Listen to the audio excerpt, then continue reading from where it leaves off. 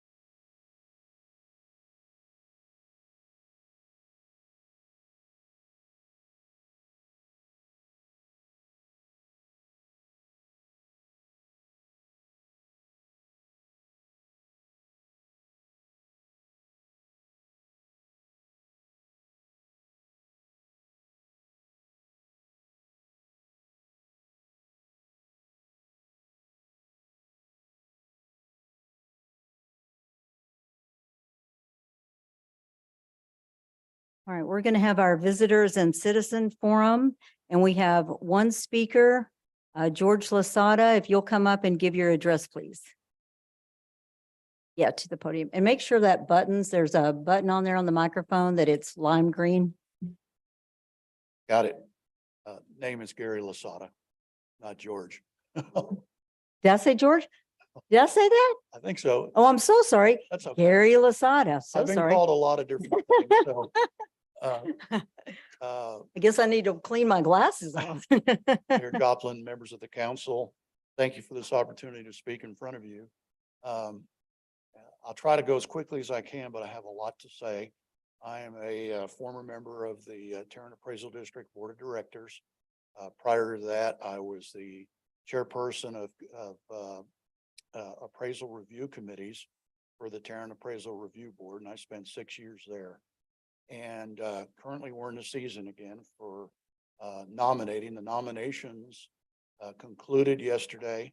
I've been vetted. I'm on the ballot. You'll see my name with a list of 6 others that will be coming your way probably by the end of this month or the first part of next month. I'm here to ask for your vote, all of your votes on that. If you've been following the newspaper at all, you can see that there's been a lot of things going on at TAD. Most of them have been negative. Even though I have not been on the board the last 2 years, I have followed it very closely. And I hate to say this, but probably 95% or even more of what you've read is accurate. So the current, or there is no current chief appraiser. He resigned. There's an interim chief appraiser. At this time, the board will be going out to conduct interviews through a search firm to appoint the new chief appraiser.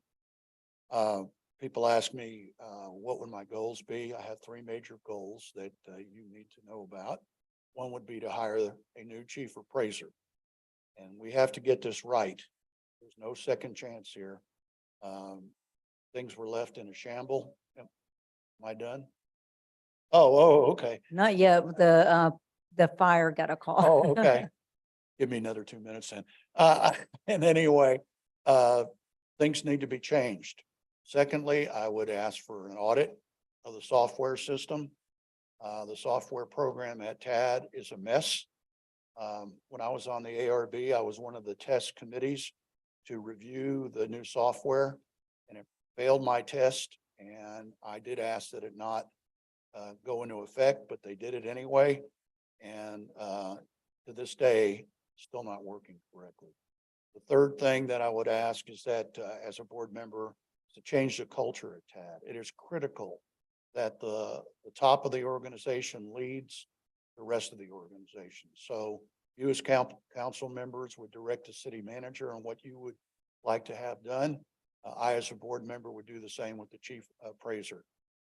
We need to have an environment that's friendly to the taxpayer and that can provide, according to the tax code, uniform and equal appraisals. That is critical. So those are my 3 goals. There's a ton of things that I could go into in more detail sometime, maybe next month. If you would at any time ask, if I get appointed to the board and you would invite me to come down and speak to you, you'd have to put it on the agenda, and then you can fire your questions at me. I love to have Q&As. I know quite a bit about what's happening over there. So I don't know, how much time do I have? I don't see any time. Pardon me? You're in That's it? wrap up. Okay. Well, thank you very much. Perfect. Thank you so much. Perfect time.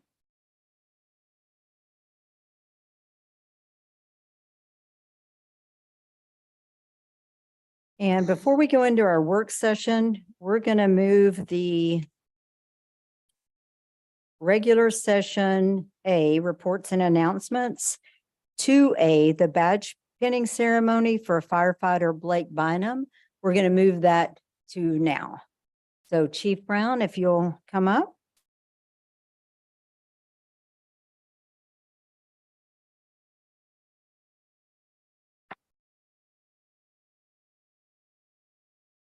Good evening, Mayor and Council. Well, thank you for giving us the opportunity to come forward and tell you a little bit about one of our newest employees. He's been with us a year. We have the tradition at the end of their probationary period. After a year, excuse me, I'll get it out in a minute, pin their badge on them and run them through the oath of office. So that's what we're here to do today. As I said, today we're here for a badge pinning and swearing in ceremony for one of our firefighters. Firefighting is one of the most honored and dangerous occupations in the world. When there's an emergency in our communities, firefighters are one of the first people that are there to serve the citizens. Firefighters are there for any devastating fires, motor vehicle accidents, tornadoes, hazardous materials, spills, rescues, explosions, medical emergencies, which is a big part of what we do, and a long list of other little things. Firefighters understand that they're held to a higher regard by the public for their acts of heroism. And they hold each other accountable for maintaining that trust and respect. When firefighters take the oath, they promise to uphold the Constitution of the United States and treat everyone with dignity at the scene of a fire, accident, or natural disaster. Today, we want to recognize Blake Bynum. A little bio on Blake. Blake was born and raised in Midland, Texas. Graduated from Midland High. Blake is married to his lovely wife, Allison, for approximately 5 years. He didn't give me the date, you know. I could have been exact, but I don't think you remember the date, quite honestly. The two of them have a relatively new child, Bodie. Bodie's 18 months old. And I know Blake's very proud of his son. Blake began his career in the fire service in Midland in February of 2020. He quickly knew that the fire service was the career for him. Him and his family relocated to Granbury a few years ago. And he started his career with the city of Kennedale in October of 2022. In his spare time, Blake enjoys playing golf with his friends, and he said any water sport activity. He likes being on the water. Blake, if you'd come forward. Lieutenant Florence will be doing your swearing in.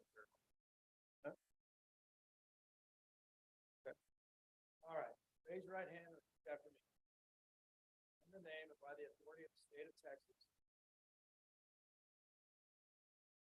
I do solemnly swear or affirm that I will faithfully execute the duties of firefighter.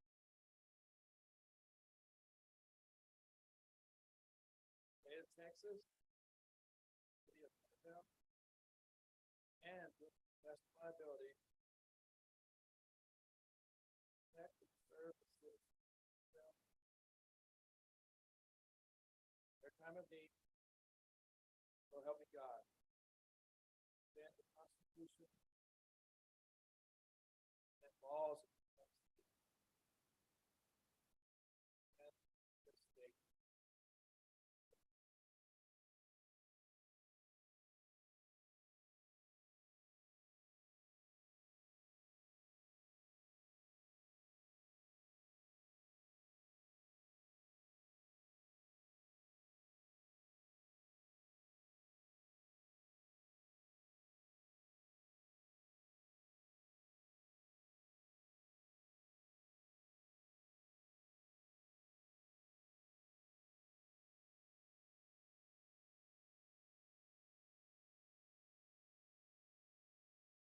Thank y'all for the opportunity.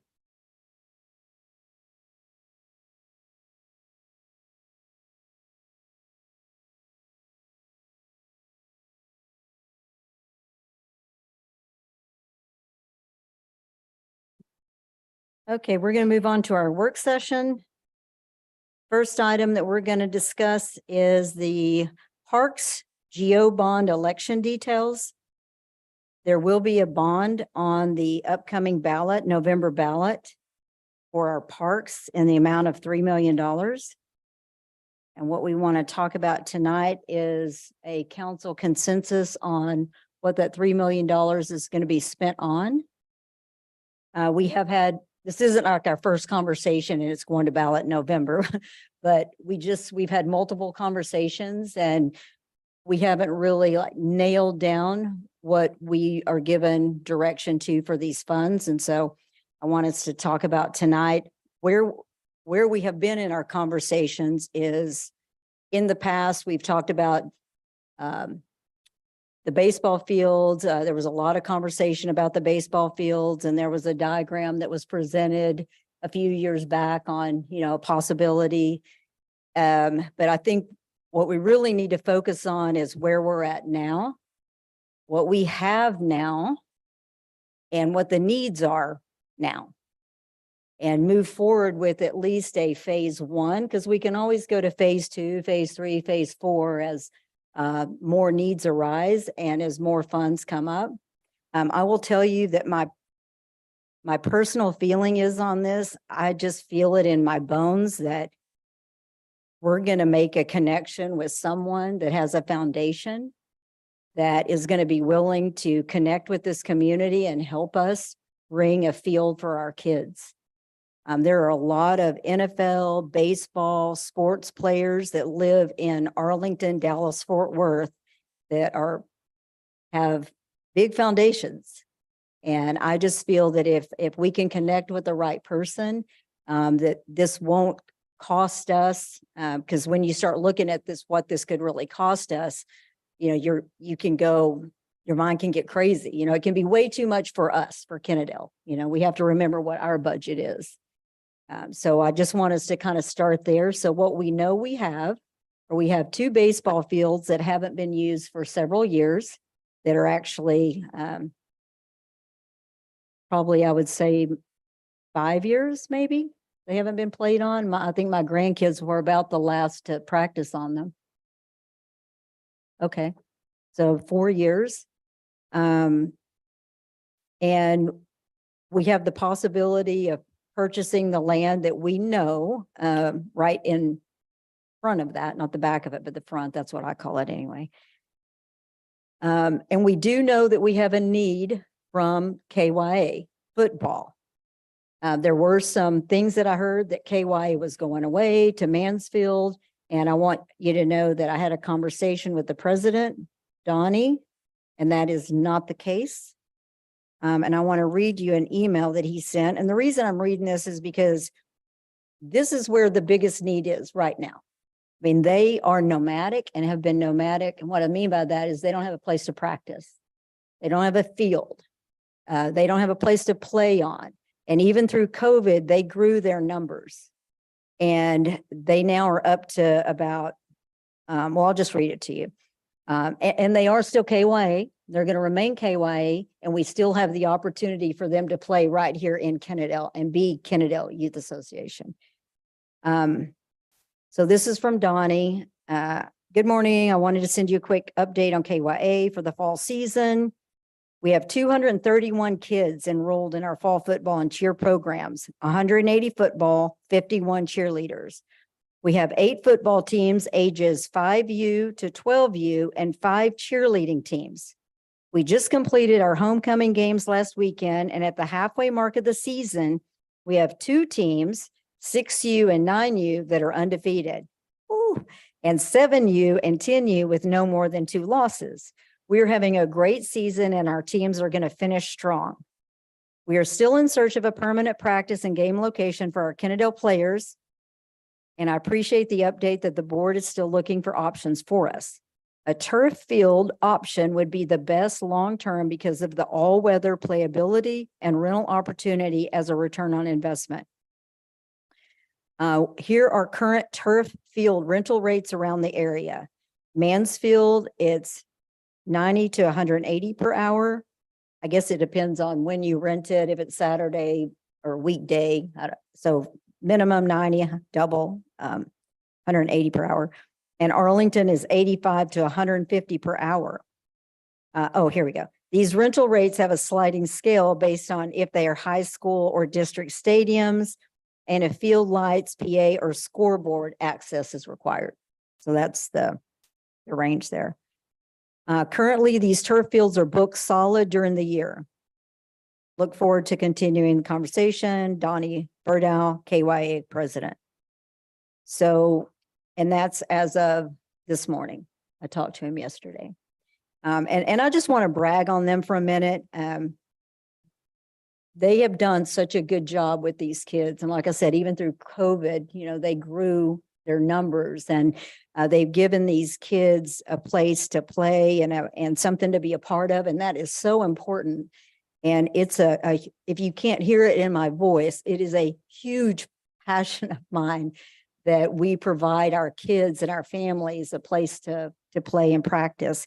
Obviously, we have to be able to afford it. And obviously, we have to be able to have the funds to maintain it. I understand that. And I think that we have a possibility of doing that with what we have. And maybe we use, and again, I'm just throwing this out there and then you guys just pick it apart, okay? This is just my thoughts. maybe we use, in the beginning, what we were given and then kind of take off what works and what doesn't work, like the plan or the map that was provided years ago.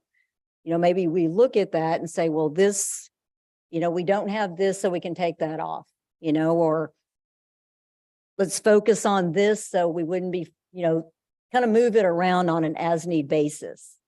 And I think phase one, because we do have a need immediately right now that we could plug in for football, that my opinion is that that would be where we would start.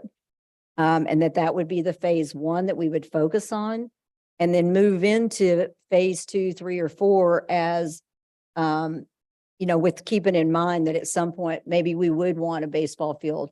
You know, we have lost KYA baseball and it's gone off to Mansfield and Burleson that have huge fields that I don't think we'll ever be able to compete with. We might be able to do some adult. I don't know. I don't know anything about adult ball. But I can't say it, much less know anything about it. But maybe there is a market there, but they're not knocking at our door. These people are knocking at our door and have been patiently waiting for us. So I would just ask that we look at that as a first phase, and that that this bond, the $3 million, that if it's passed, it may not pass. You know, it may not be what the citizens, I know the citizens have been asking us for this, but they may feel like based on the $17.4 million bond that we just had to pass for our infrastructure, that maybe they don't want to stretch anymore. And I certainly understand that, but it is going to be up to them. But I still feel like even if it doesn't pass, I'm going to say I'm going to continue looking for someone that has a foundation that we can do this. It's still a passion, even if it doesn't pass. I'm going to say this out to the world. Even if it doesn't pass, I'm still going to be looking for this. I'm still going to be looking to bring this to Kennedale, whether it passes or it doesn't pass. But we as a council need to at least have a consensus on what this would be used for. Because I know if I was the citizen and I went to the ballot and saw $3 million for parks, I'd be like, well, what are they going to use that on? And I would want to know that before I voted on that. So that's where we're at tonight. So I will open it up. I'm going to open it up to Councilman Navarez. You were on the park board. You were the board director for many, many years. You probably have the most invested, you and Ken, Councilman, Mayor Pro Tem Michaels, sorry. We're very, it's hard because we're so casual with each other when we're not up here, and we get up here and have to be a little bit more formal. You and Ken probably have the most time invested in these conversations. And I know you were, it was a time where you spent a lot of time and it went nowhere. And I'm glad that we're beyond that now. So I'll open it up to you first. Thank you, Mayor. I'll just throw some kind of facts out there first before I put my impressions. There is an interest for the baseball you were just discussing. I did talk to a gentleman last month who wants to start like a youth association for baseball again. He's the original guy that did it for KY as well. We also, baseball can be a 3-season club instead of a 1-season club like football is. And we've had interest over the last decade with other clubs who want to come rent our fields, even as bad as they were, for tournaments and things like that. So as far as rental fees and return on investment, yeah, it would take a decade to return on investment for, millions of dollars of repair, but the use of it would be probably booked full time either way. Now, my biggest concern is I'm okay with picking one or the other, like a phase 1, phase 2. I think that's a brilliant idea. I do know that there are associations out there that have been very difficult to crack in the last decade to get like a scoreboard, for example. We had to replace that scoreboard. You can't even buy iridescent bulbs anymore. It's illegal in the United States to sell and manufacture iridescent bulbs. And so we had to replace that. So there's tons of money there. And I know that when we looked at this in 2019, $4 million would have covered everything. And that's not the case nowadays, as we see with other projects. I'm talking to Christian about it this week. He mentioned it could be anywhere from $6 to $12 million to really do it the way it needs to be done, such as a sports complex. So if we focus on something like the football fields, I do think that we can ask the citizens to purchase the land. I think purchasing the land is priority, whether we use it right away or not. Land around the park is rare. And if we have the opportunity to get it, we should take it and put it in escrow until we want to use it. That land can also be used for grants as well, as a collateral kind of thing. So that's how it's been done in the past. So I do think we need to purchase the land. I'm okay with the football field as well. Be about $1.2 million to do turf on a football field. But we also, yeah, it's probably higher, you're right, but we would also need to do stadium seating for that as well. We can't, seating around it, yeah. Some sort of announcement as well, so you can have announcers. Also a place where people can sell their commissaries as well, which has been an issue in the past. What we have gets broken into all the time. For example, KYA, when they used to be out there, I bought them an AC unit that was just stolen. 3 days later, it was stolen. So we've had issues with that as in the past as well. I'm also concerned too, if we just generalize it and say baseball fields and football fields, and the citizens say no, and then you go out and find some money, we have to wait 5 years to utilize that money. So if a bond I is think we'd have to maybe wait to go out and try to get a bond again. But if we get a foundation for it, taxpayer right, money. Okay, thanks for right, clarifying that. right. That was a concern of mine. So yeah, I'm okay with the football field part of it. But I do want to y'all to be aware that the baseball fields, I think, is the goal. And the utilization of those fields in the DFW area would be more widespread or more over the year than the football. Football's 4 months of the year, plus a couple months of practice, but baseball could be 3 whole seasons, spring, summer, and fall. And some do winter seasons as well. And then you have the club leagues, like you're talking about, the adult leagues, or I call them beer leagues is what I call them. And those could be done at night as well during the week, like softball, things like that. The potential is there, but if it's going to cost us $6 million, $3 million is not going to help. I think $3 million could, in the long run, do at least a football field. We can purchase the land and maybe not do the turf, but do grass, because that's actually a decent area over there. Just level it and do grass, and then put up bleachers and put up a scoreboard and put up some sort of PA system. We might have to dip into the parks fund a little bit to do certain things, but I think it's feasible.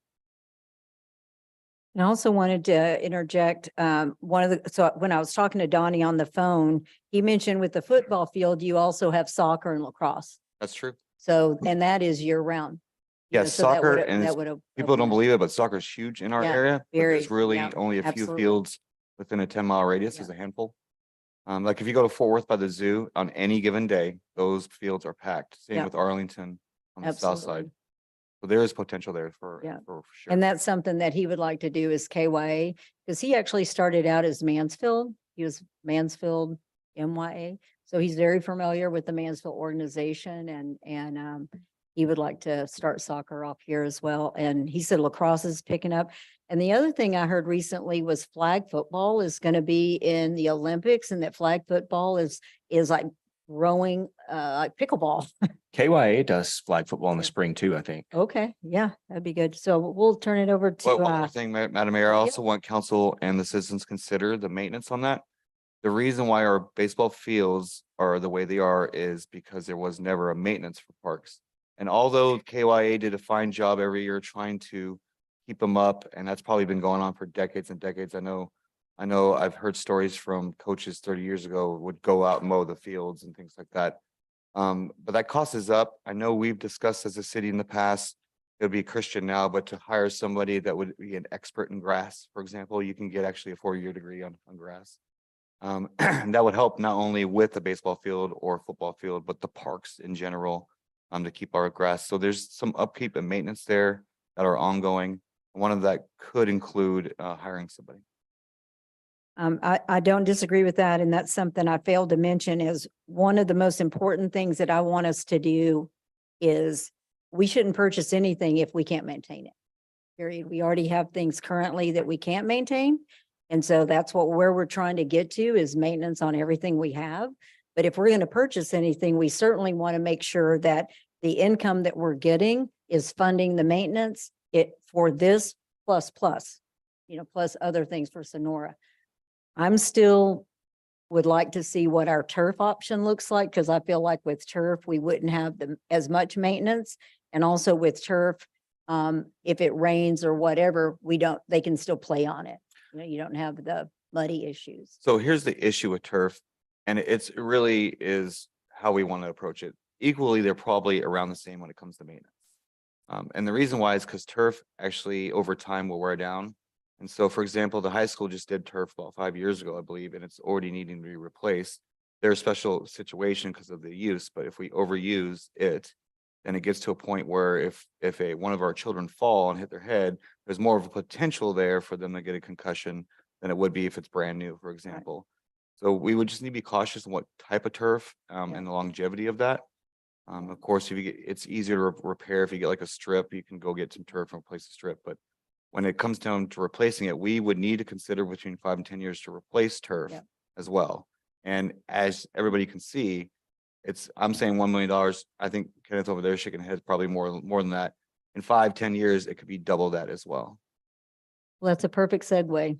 Mayor Pro Tem? I kind of feel the same way, but I also feel that we probably need to go natural grass too, because and the sad thing about it is even when it passes and we were to start on it immediately, it would take 2 years before they can even play on it, because we're gonna have to let the dirt settle and everything.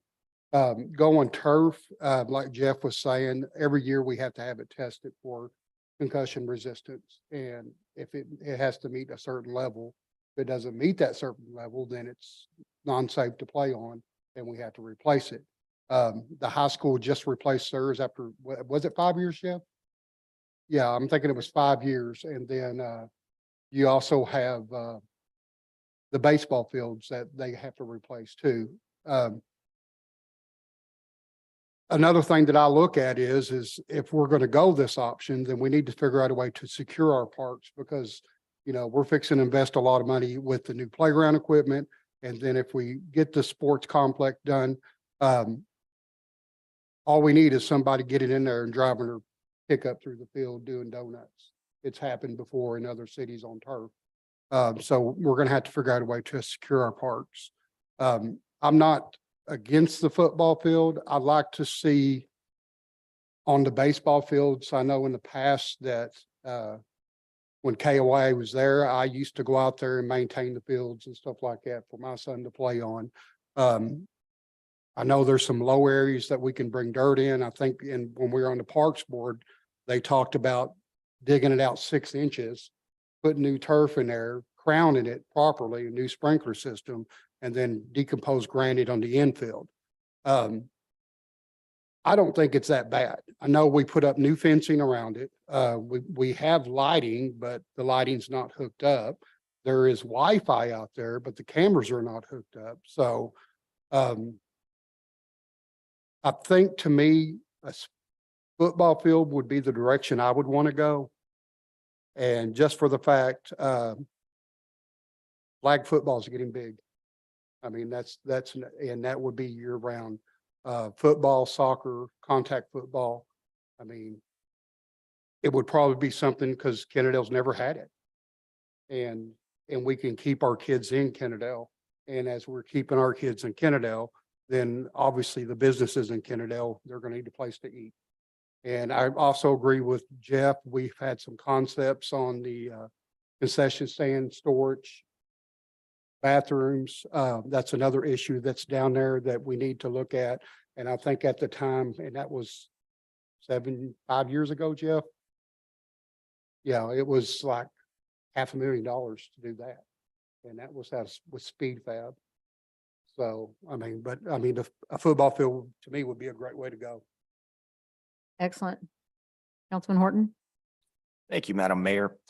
Obviously, I think I'd prefer football. Look at our high school program here. That's one of the best in the state, and, kind of feeding into that. And, Texas is such a big football state. And I say that as the Rangers are in the ALCS right now.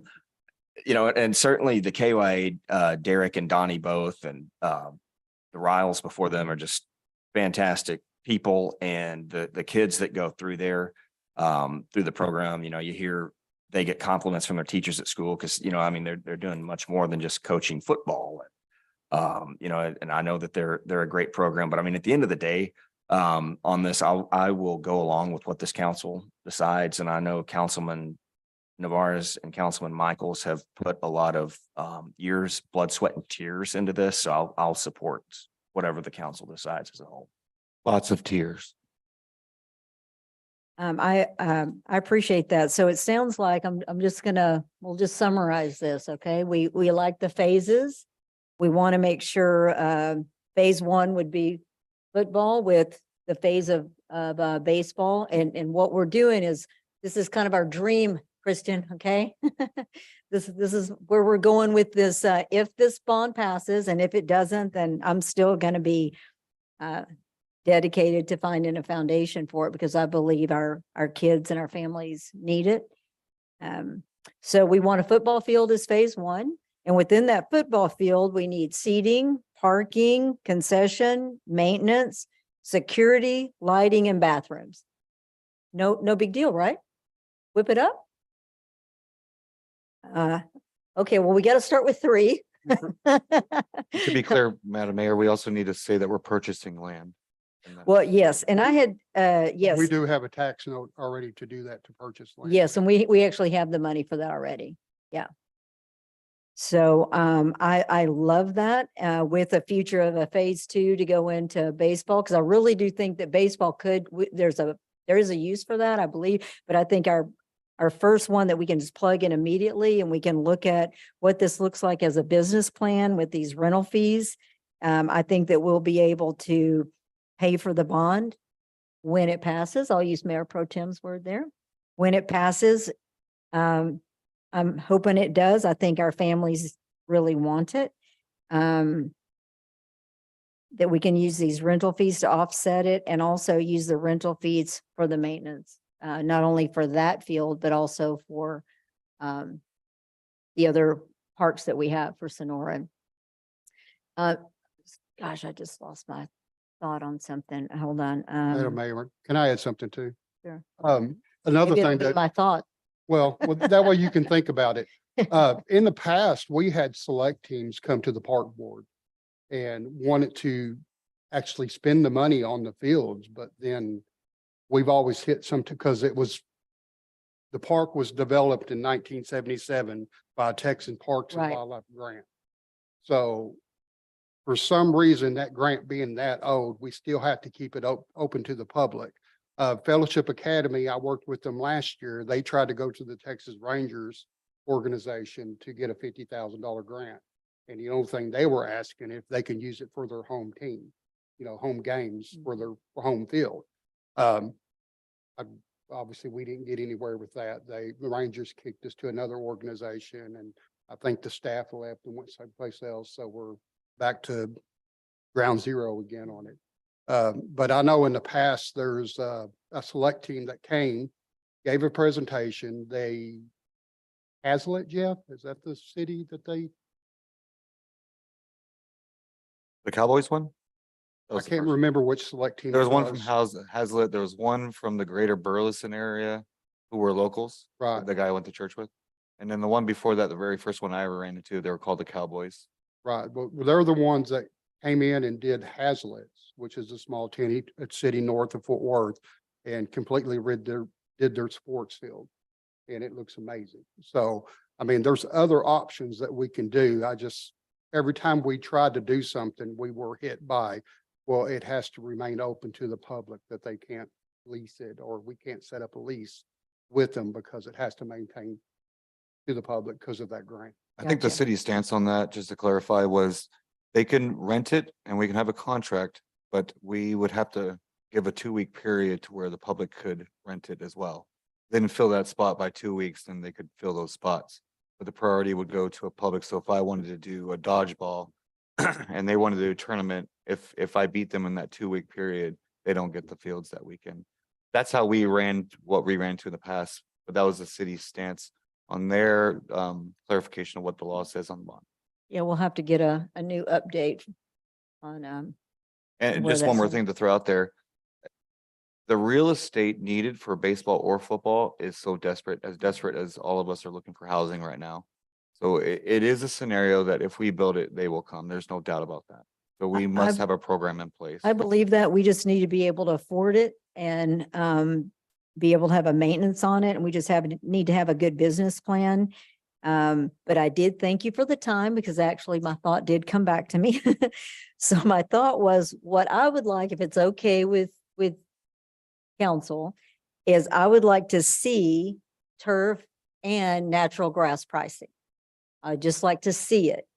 In talking to Donnie from KY, they're all about the turf. And I don't know why. It was just a conversation and he was heavy on turf. I think he ended his email with, currently these turf fields are booked solid during the year. So, I'd like to see both. So Christian, you got all that? Whip it out for us. All right, so when our GO, so I think the early voting starts October 23rd. So as we have conversations with our citizens, our phase 1 will be football with, these things all the things that we're looking for. And that's the direction that we'll be going in with that 3 million. All good? So just a question, the discussion we're having now is clarifications so they can word it properly on the No. ballot? No. It's worded, what they will see, this is really for us when Okay. we're having conversations with our citizens. The wording is very vague on the ballot. It's a $3 million bond for the parks. And so the citizens will ask us in advance, if they see that, what is that going to be for? And so it's really going to be up to us. And if you want, it's something that we could do a summary on. If you want us to put that like in and post it, is that something that we can do from the city's perspective? Okay. I think what I would love to see, Madam Mayor, is to kick this down to the Parks Board and let Christian and the Parks Board hammer out the details and bring us a couple options. Okay, I don't disagree with that, but since early voting starts October 23rd and their next meeting is going to be the first week of November, we're kind of too late for that. I mean, not too late for the voting for the 3 million, but as far as, yes, we can definitely kick it back to them and let them the options on this piece and looking at that and kind of what we're asking for. Is that what you're saying?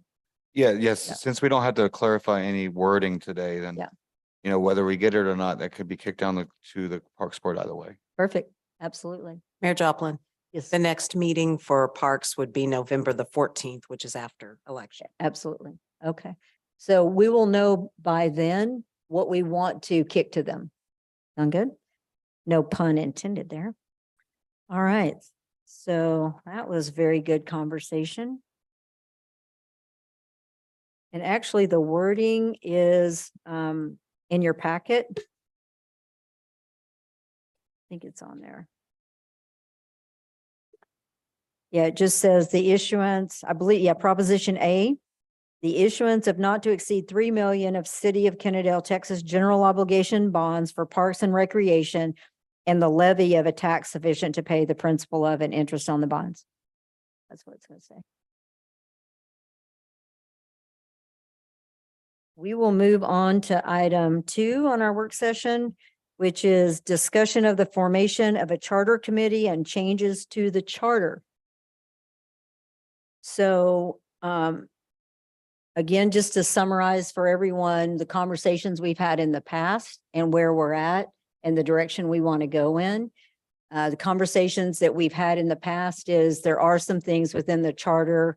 I've heard 3 or 4 different things that people have been interested in changing. So the way it works with the charter is we can't change the charter. Council can't change the charter. That's up to you, the citizens, to change the charter.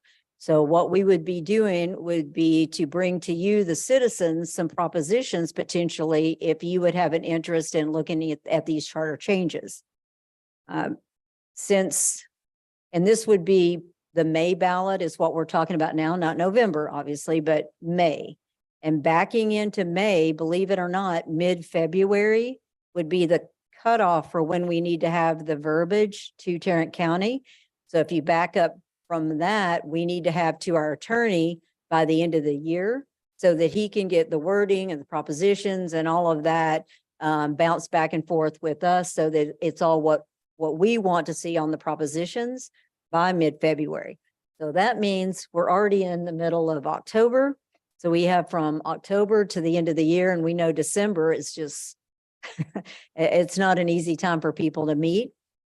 So what we're looking at this point would be a small group of people. Maybe council would, each person would submit one person. And they would meet the first week of November, 5 weeks. And that would make them finish by the first week of December and be able to make a recommendation to us by the December council meeting. There would be time for that if it's going to be small changes, but if it's going to be something extensive, obviously that's not enough time. We want to have an hour and a half because we also want to limit the attorney time. And I point over here because it's our attorney. Our attorney is very expensive. So in trying to limit the amount of time that we're spending on these charter changes, we want to look at that. So these are the 4 things that have been discussed with me. And if these are more or less the only 4 things, I think this could be done, my personal opinion, in 5 weeks, but that's why it's going to be a council conversation. The minor changes being added or edited for conversation would be to add an ethics ordinance to our charter. And that would mean that basically the charter would say that Kennedale Council City has an ethics ordinance that they abide by. We would then have to create a separate ethics ordinance, of course, and that way we could change or modify the ethics ordinance. It would be a separate ordinance, but just in the charter, it would just say that we abide by this ethics ordinance. The other one would be the mayor pro tem. Somehow the wording was changed in the last changes from 2019. The wording was changed. And it says, so normally the mayor pro tem, if the mayor steps down for any reason, the mayor pro tem would take my place, take the mayor's place. But the way ours is, it's an option. You don't, the mayor pro tem doesn't have to. So, and that was the accident. It was deleted. So you should, the way it was before is it said the mayor pro tem shall take the mayor's place if they resign. So we want to talk about that. Do we want to go back to that? Which makes sense. And then the other one was on the council seats. Prior to 2019, council had to serve half their term before you could appoint. Well, there was a change made that opened that up. So now we can appoint or go to election. We have the option. You don't have to serve half the term in order for that appointment to happen. And, you know, again, it was an accident that happened, but it's actually worked to our benefit because we've had 3 council members move and 1 resign in the last 2 years. And with that opening, it has allowed us to be able to appoint and not have to go to the ballot and not have to either pay $25,000 to have the special or wait till May or November or whenever. And it does seem like, I don't know if that's going to be the trend where it's going to continue, people just moving, but it has worked to it's given us flexibility that wasn't there before. And so there's conversation, there's pros and cons around that. And then the other thing is there's been some conversation about extending our terms to 3 years. For me personally, I would like it just because every other year we're in campaign mode, and it's also, you never have a year of just stability with no change. So that's something that's been kicked around. And again, there's pros and cons to all of this. There really is. And that's why we want to, you know, have the committee kick it around and bring back a recommendation to us. But if those are more or less the changes, I visited with city manager, and we feel like with those more or less that they could do that in 5 weeks with the attorney in an hour and a half, starting the 2nd of November. So I'm going to start this with Mayor Pro Tem Michaels. You were actually part of the charter committee, the last charter committee. And so you're aware of what this looks like, what it feels like. You've been through the process. And so I'll start it off with you. Thank you, Mayor. The process is, when we did it back in 2019, I think they started on it about the same time, and we were appointed in December. In January, it was meeting after meeting after meeting after meeting, and obviously we made some mistakes. Section 3.2, that was supposed to be 3-year terms taken out of it because it was passed on the last charter change when they tried to go 3-year terms, and it didn't happen. So all the wording for when the mayor pro tem becomes the mayor resigns or death. It also has all the wording when you do an election, special election, or when you do an appointment. And I still have that. I'm not a fan of 3-year terms, but I understand, because being on council, your first year, you're learning. And once you learn it and you think you know it and you're in your second year, there's a curve. Then you're like learning some more stuff. And then finally, when you get to the hang of it, then it's like election time and you're like, oh, I might not be here. So, so I understand that. I mean, I could probably see it if that's what the citizens want to do, because the citizens would have to vote. If we have an idea of what we want to do, I don't really understand why we need to form a committee to do it. I mean, we're just wanting to amend the budget. I mean, just like the ethics part, we can just come in and add that part, have the citizens vote on it. If they vote for it, then we come up with an ordinance on how we're supposed to act. Same way with 3.02. We can add that back in. I still have the wording for it and just take out the 3-year terms. So that's already accomplished. So I just don't want it to be rushed. I felt when I was on it, we were rushed. It seemed like we was meeting every day up till, I think our deadline was February 15th. And we were meeting every day, and it had to go in front of council in February. And we made mistakes. And I just don't want the mistakes being made again. But if we're just doing something simple and not going through the whole charter, then we should just make the amendments or what we want, the proposals, and just do it ourselves. So a couple of things to that, and then we'll continue to kick it around. The reason for the committee is to kick around, for them to bring back recommendations to us outside of us, right? It gives us the ability to see what the citizens would think and not just us, because then it's more of a buffer for us to hear from them on, because like you may feel a certain way and I may feel a certain way, and every person feels a certain way, but if we give it to the committee and let them kick it around and they bring a recommendation back to us, then, and also, I don't actually feel like y'all made the mistake. I think the mistake was made when it was done, when they were doing the wording. So I don't think it was a mistake y'all made.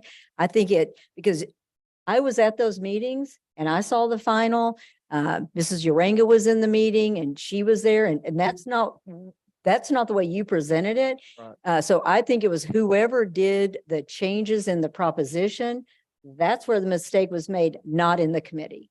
So I just wanted to share that with you. But I do think, since it is a few minor things, that it is something that they wouldn't feel rushed. And if they know up front, it's not every night, it's a weekly, that they would have time for it. And since it would be finished by the 1st of December, it still gives us cush time between then and February to get everything ready for the ballot so the mistakes won't happen.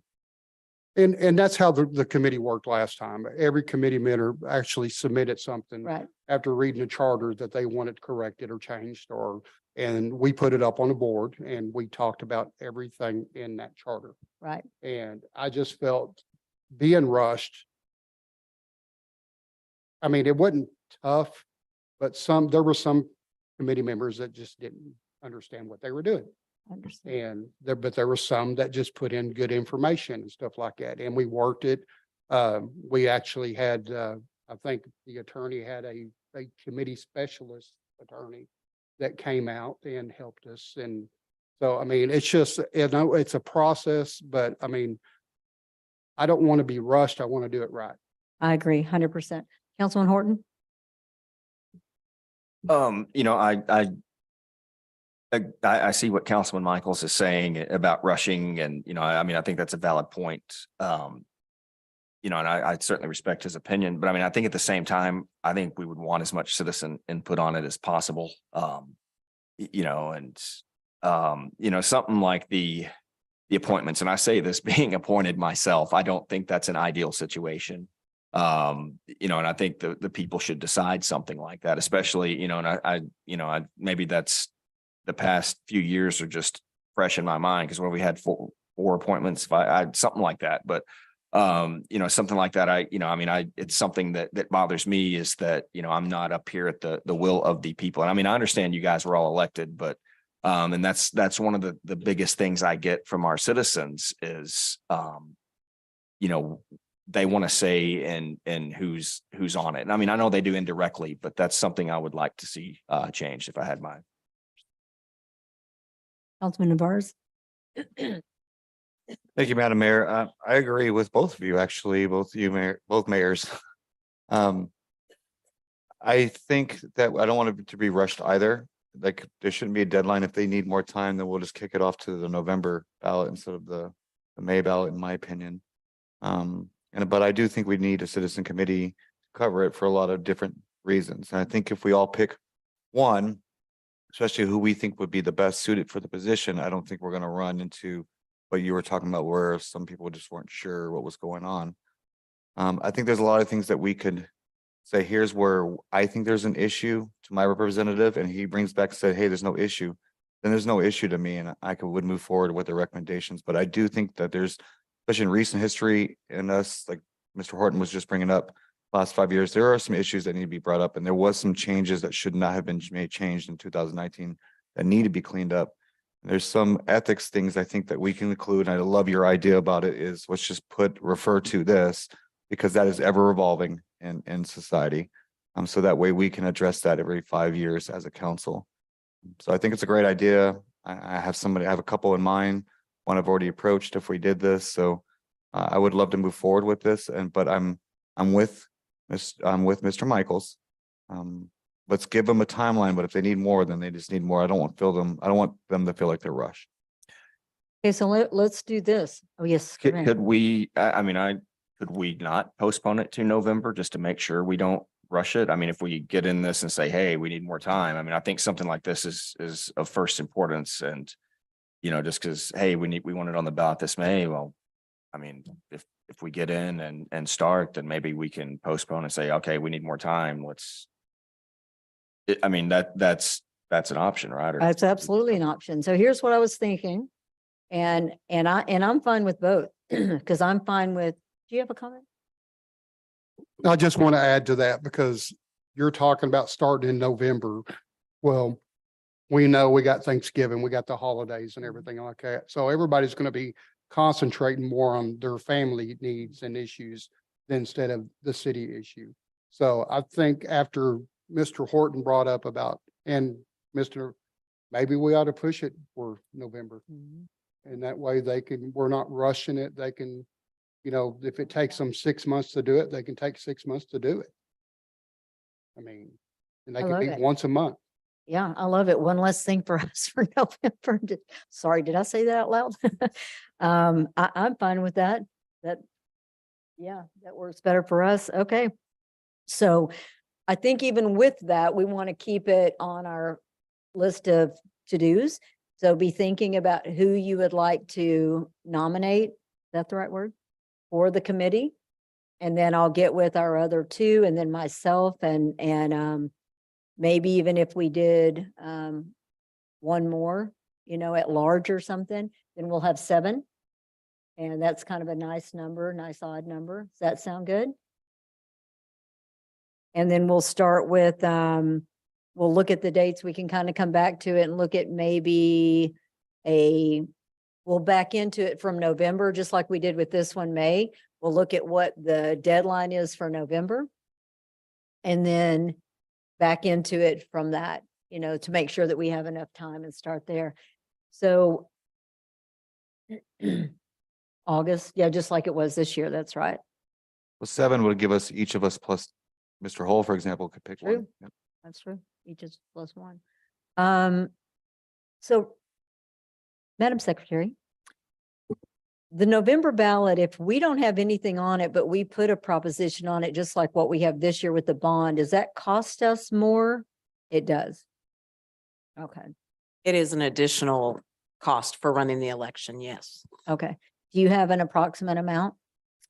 Our May one was 9,000. Okay. So this is an additional cost to us for November. I think with something as important as literally changing our constitution, 9,000, I think would be okay. If we can make it in May, I would love to. If they feel like they can do that and they do it, I'm okay with that. But I'm with Mr. Michaels. If they want some more time, then they can request that more time. We'll kick it to November.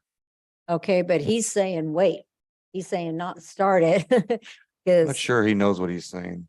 so, I mean, that's what I heard him say is let's wait. They're going to be busy with family in November. Let's wait until after the first of the year. Councilman Horton? 9,000? I mean, I certainly want to be a good steward of taxpayers' money, but I do believe this is of first importance to get this right. Very good. Okay, so if you'll all think about who you'd like to nominate for the committee, then we'll look at the dates on that and back into that and get that started, make sure that they have plenty of time. Perfect. I have to be. Is that in the charter?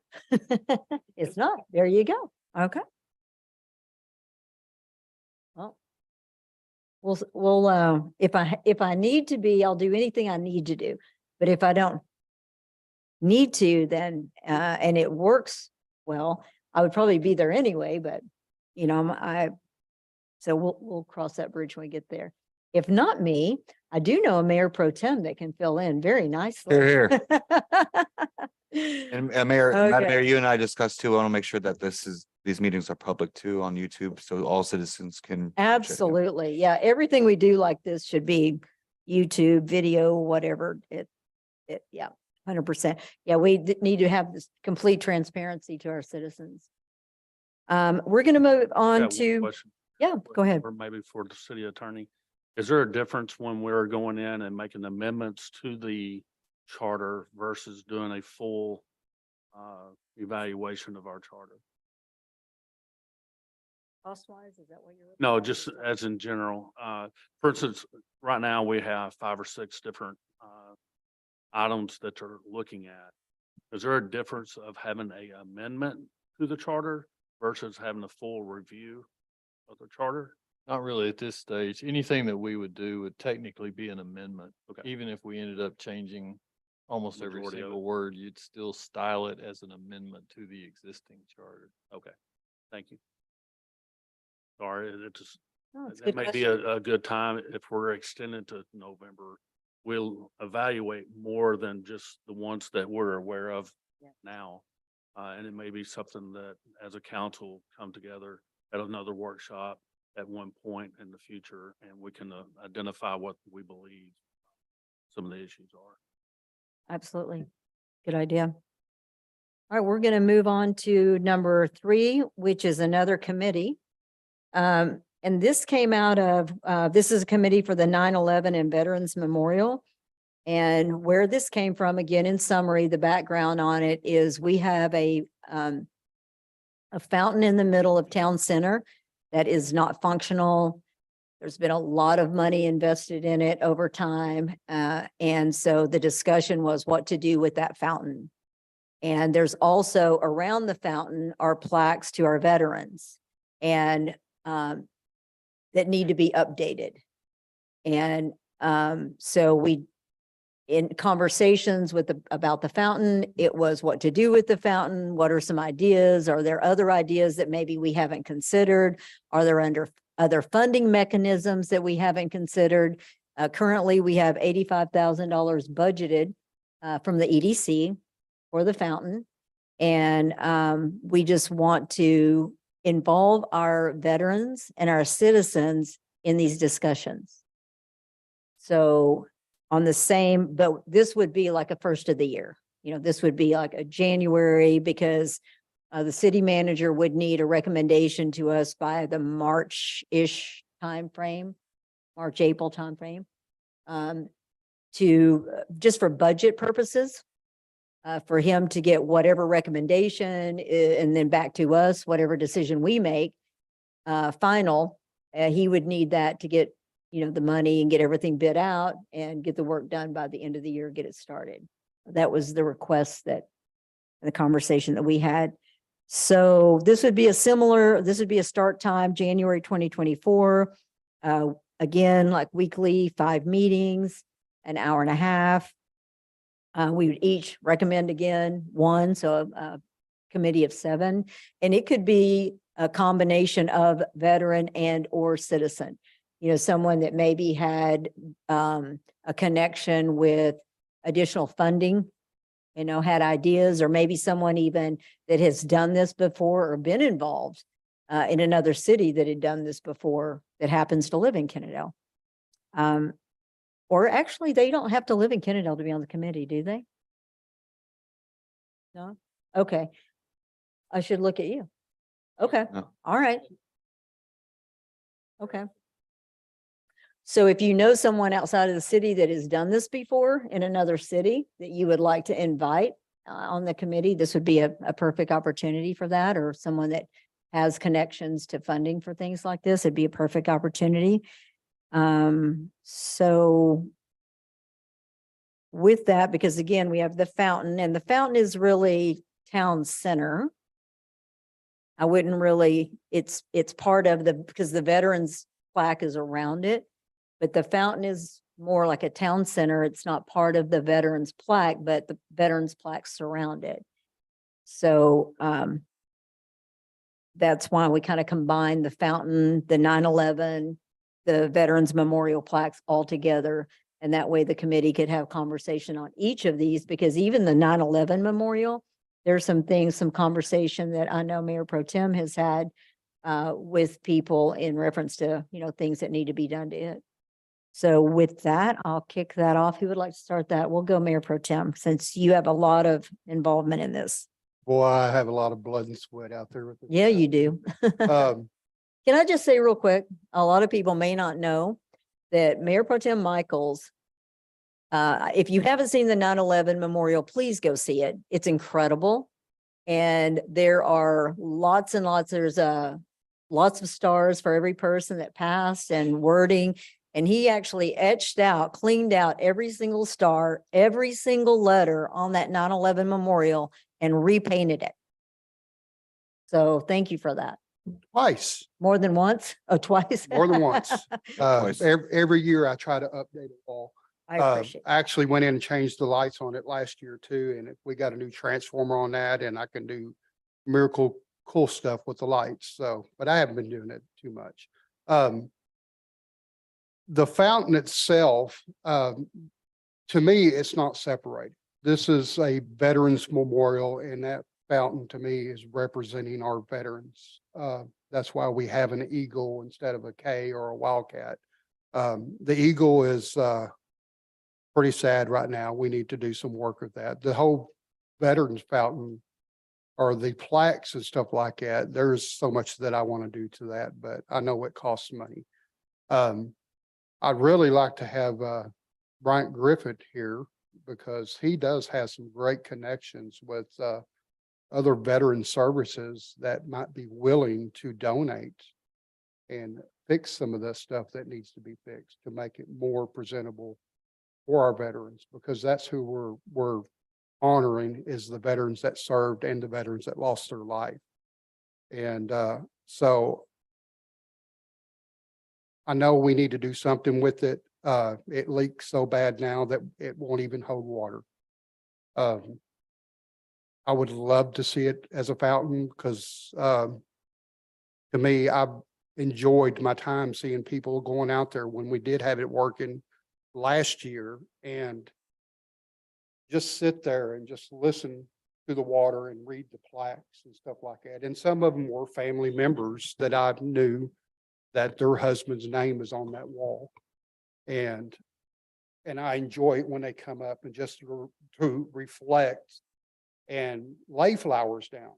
So, I mean, that's what it's there for. We need to honor our veterans. And I would love to see it as a fountain.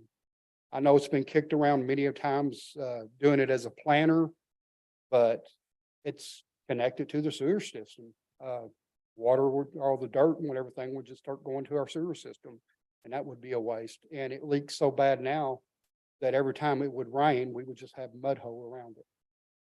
So, but I would love to see it as a fountain. I mean, I've spent many of nights coming up here putting water in it because it's leaked out and the pump is screaming just to keep it going. Years ago, it used to have more water features to it. It used to have lighting and in the past, and I'm not blaming anybody that maybe they didn't know how to fix it, but instead of fixing it, they just started taking stuff away. And I know we've done everything from silicone to Flex Seal to grout to sealers, and it still leaks. And that's just because to me, it was never built right to begin with. I don't think the foundation is stable enough to hold 1,000 gallons of water. So, but I would like to see it as a fountain and actually be done right. Great. And you're okay with us putting together a committee and getting a committee input from our veterans? Sure, I mean, as a people- committee would be great, Okay, yes. excellent. Councilman Horton? Three things. First, I think number one, the committee of veterans, what do they want? Something that they feel honors their sacrifice, to which we are certainly all indebted to them. Number two, being able to maintain it as well. And, Mhm. something, I mean, if it's, I would urge caution if it's going to be something that we're going to have to spend a lot of money to maintain every year. But again, what do our veterans want? Number three, I apologize, Ms. Sanders, for putting you on the spot, but before I forget, I'd like to see if we could maybe reach out to Scotty Messer. I think he'd be ideal to be on this committee. Scotty, I graduated high school with Scotty. Great guy, heck of a baseball player. He's been in the military, and I think he's stationed in San Antonio, but if he could have a say in it, I think I'd really like to see him at least. Excellent. Councilman Navarez? Thank you, Madam Mayor. I am one of those voices that wants to make it to a planter. I think over the last decade of being on the Parks Board, it's been one of the most frustrating items that we talk about every year. We've been promised that it'll be fixed 3 times at a cost of several tens of thousands of dollars at this point, and it's never been fixed properly. I'm okay about moving forward, about doing it one more time, as long as the path to that is destroying what we have to rebuild it, which is Mr. Hall's view on it. That's the only way I would explore this option again. Otherwise, plug that sewer line and make it a planter. It's already got, a sprinkler system in it, and let's just do it that way. I do think we need to highlight that area. I'm with Mr. Michaels on that. It's one of our key features in our parks, or plaza, as Mr. Michaels likes to put it. But it's important to me as the son of 2 veterans that we have something like that in the city. I would love to see Councilman Griffith to run this committee and bring us back some recommendations. And I'll give you one hint, Mr. Hall, one hint. The Masons.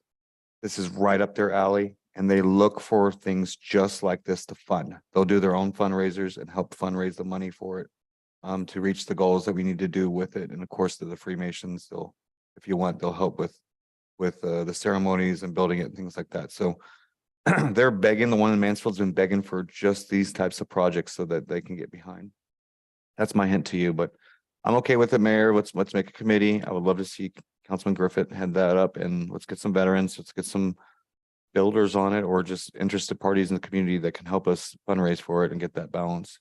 Let's fix it once and for all. I don't want to talk about this again in 3 years. Here, here. I agree with that. And I do want to tell you that Councilman Griffith, he had a commitment prior to accepting the appointment to council. He already had this time off. And so he apologizes for not being here. He said it's very important. His commitment to council is very, very important to him and to you, the citizens. And in that, he met with myself and the city manager before he left and had some suggestions for the park and some suggestions for the committee. Obviously, this would be near and dear to his heart, and he definitely wanted to be a big part of that as well. So he apologizes for not being able to be here tonight. And that's why I'm volunteering him because he's not Yep. here. Absolutely, perfect. That's what happens when you miss. That's what happens. Okay, then that's good. We will, again, if you'll submit a recommendation, be thinking about a recommendation for that committee. So you have two committees that you'll need to submit recommendations to. And just remember that, as we mentioned in this one, it can be outside for input on funding or someone who's done this before, or a veteran. Perfect. Are we going to set a limit on this one, or I prefer not to set a limit if we're having outside? Limit as in, How many people are going to be on this committee? I would say 7. And the only reason I say a limit is because sometimes you get too many and it's like herding cats. You know, you get 10 people and 10 people have different ideas. And, Facts. you know, and I've heard it recently. Actually, our veteran that was here just left, but he said, you know, the surefire way to kill something is to form a committee. So I really don't want to do that. I really want this to work. So let's kind of stick with 1 each. And if someone can always come extra, you know, like if you invite someone, they can always show up.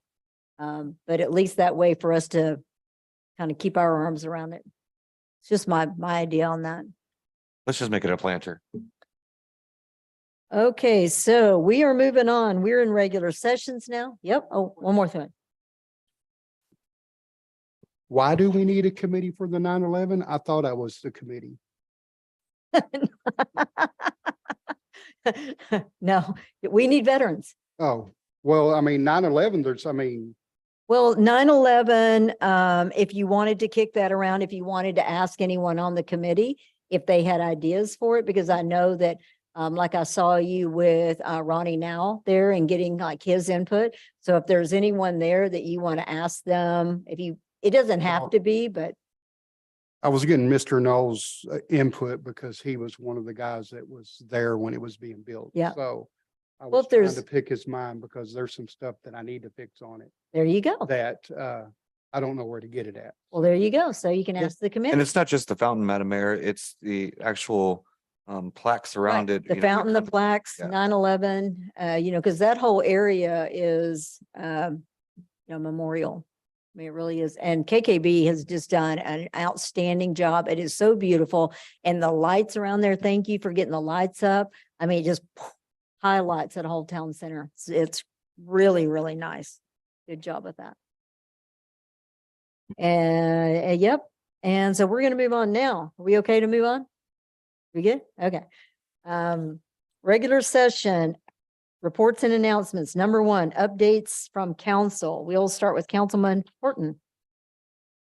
Thank you, Madam Mayor. And first, I'm sure you'll speak to this too, but I was honored to attend the Salvation Army, I think, kickoff at AT&T Stadium with Mayor Joplin. DeMarcus Hall of Famer, DeMarcus Ware was the keynote speaker, and, you know, certainly a heck of a football player, but I came away just completely inspired by his speech, an even better guy. And funny story here without taking up too much time. I didn't know this, but, you know, he played college football at Troy University in Alabama. And he was saying that when he was, when they had day games, he would get in his car after the game and drive to Auburn when Auburn had a home game, a night game, and sell Cokes. And he'd give that money to his mother. And that really stuck with me, and just what an awesome dude. Additionally, I got to attend the Kennedale City Employee Breakfast a few weeks ago, put on by Ms. Lori Boyd. That was fantastic as always. Nice to get to hang out with everybody, and certainly thank Ms. Boyd, and thanks to our city staff. I also, this weekend, got to attend the Ralph Mooney Steel Guitar Festival. Thank you, Mr. Navarez, Ms. Sanders, for inviting me into the pie eating contest. And I have to say that I still smell pie, and I don't know why that is.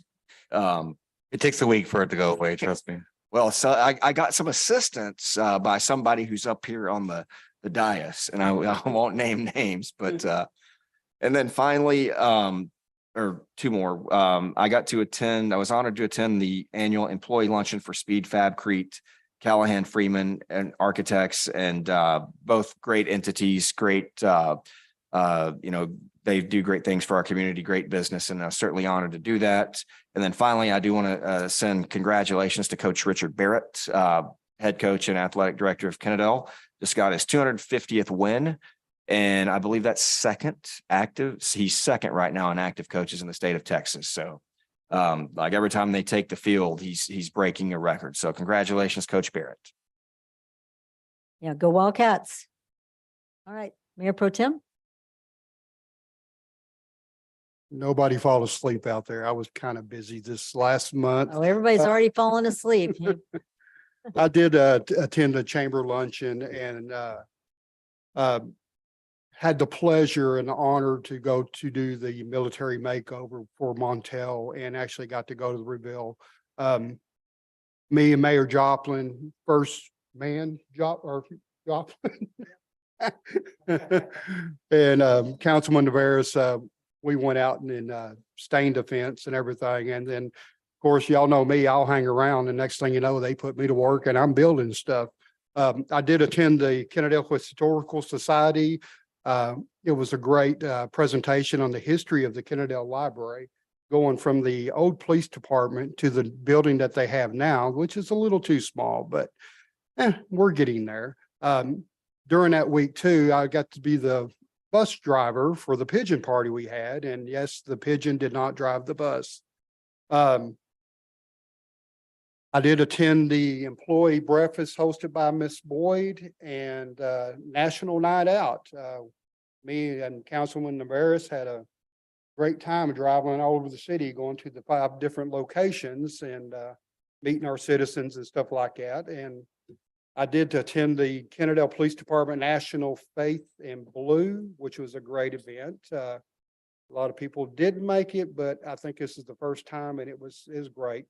I did attend the Salvation Armory Red Kettle Breakfast. The Mayor's Challenge is going to kick off December 9th. And we plan on winning it this year. We're going to beat Mansfield at 165,000. Attended the employee lunch that was hosted by Falcon Crest HOA. On the 13th, the community theater had a musical, and it's great to see our local school citizens just get out there and just sing their heart out. I really enjoyed it. I attended the Kennedale Fire Department open house. A little busy this year, but it was great chasing my grandson around. And I was a part of the Ralph Moody concert and spent many hours getting that ready and going. And I did a lot of work in the gardens with KKB. And when is our trunk or treat? The 28th? The 28th, we have trunk or treat, and it's going to be out here in the town center parking lot. And I'm looking forward to that. Excellent. Thank you so much, Councilman Navarez. Thank you, Madam Mayor. Like everybody else, we had a busy last 30 days. I also did, of course, the National Night Out with Kenneth, and we had a great time going around, but it was really cool to see as I'm leaving, you were coming, Mayor, on a lot of places. So it was cool to see us kind of split up and, the chief was out there.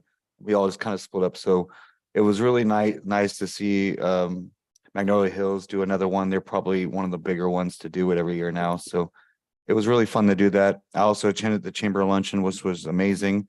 The military makeover, which was really cool. I actually got to ask a question for the Kennedale News. So it's really a nice little pip on my collar for that. But that was really cool that we did that. Of course, that was Councilman Griffin that got us all involved with that. I want to give him props for that. He also invited me to the Business Beyond the Battlefield, which was like an expo that was done in Arlington last week, I want to say, that he was a part of. And it's an expo for ex-veterans who are on a startup business and gives them opportunities to meet different companies to help them get them started, but also have speakers speak on that behalf as well. I did a bunch of interviews for that. We'll be doing a kind of like a news show for them for their next year, and I'll make sure I share it on Kiddo News when we finish editing that as well. Also a shout out to Councilman Griffin for winning the contest. He had to do a presentation on his business, like a bid, and he won that. So congratulations for him for doing that. And I gave him a good pep talk. That's why he won that. I spoke at the Rotary Club as well in this past 30 days, and I spoke about cybersecurity and how, as citizens, not necessarily if somebody hacking your computer, but just things to protect yourself in everyday use, like your credit card, for example. And so that was really good to speak to the Rotary about that. I also had the luncheon from Falcon Crest last Friday, excuse me. Thank you for doing that. That was my lunch while I was getting ready for the concert this weekend. And it's always good to see Mark and everybody from that neighborhood. As far as the Ralph Mooney for food, we will consider that a success. Although our numbers were about half of what we would expect. We were counting probably just under 500 with children all day. And we were wanting about 1,000. However, just here's some cool facts about how it went. And again, we're pleased on how safe it was, how fun it was, and the music and everything, and all the staff and all the volunteers. So some fun facts about the Ralph Mooney. I did 15,500 steps that day.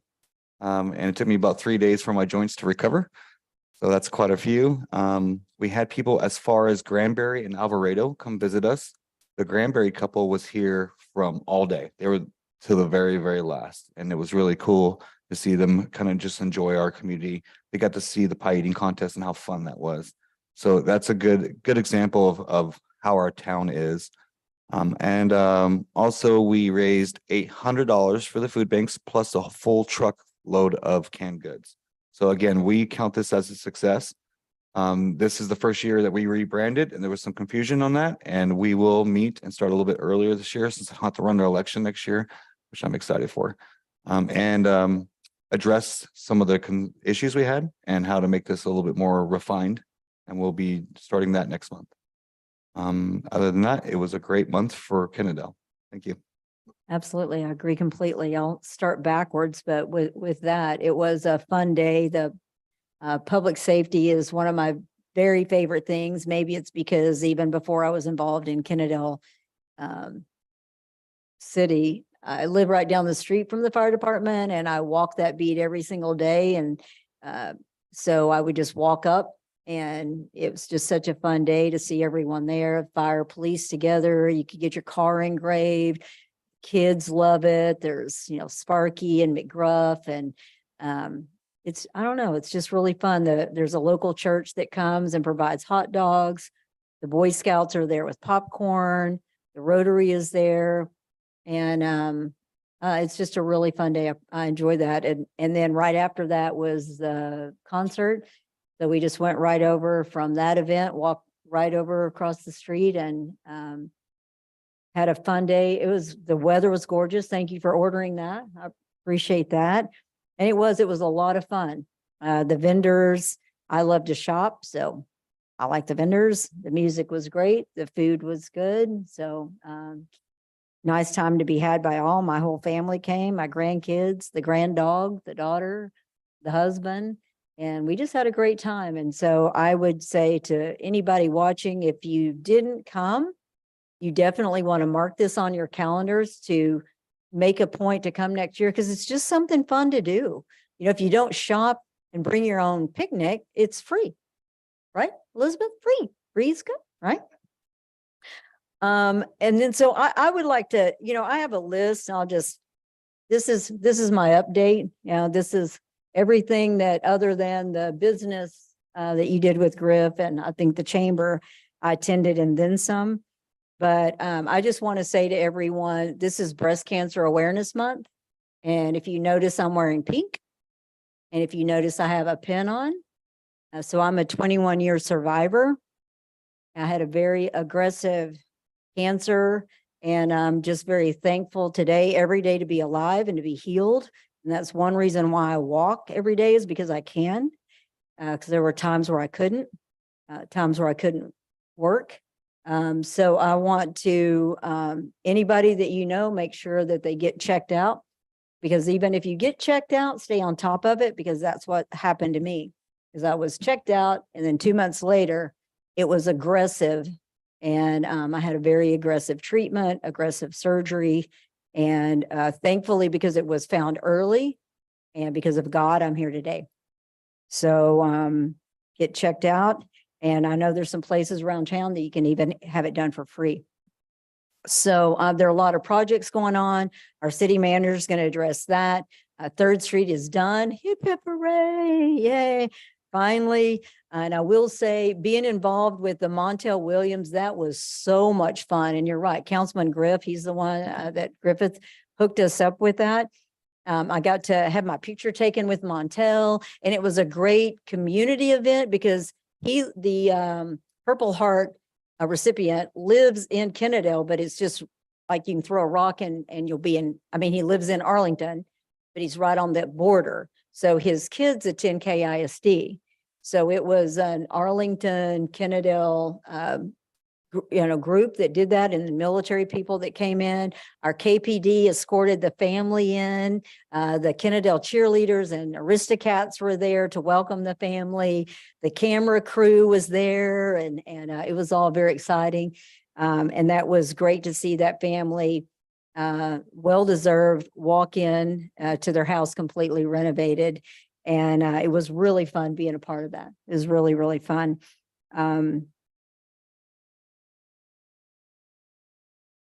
And yeah, those are just the small ways that we serve that have given their lives to serve us.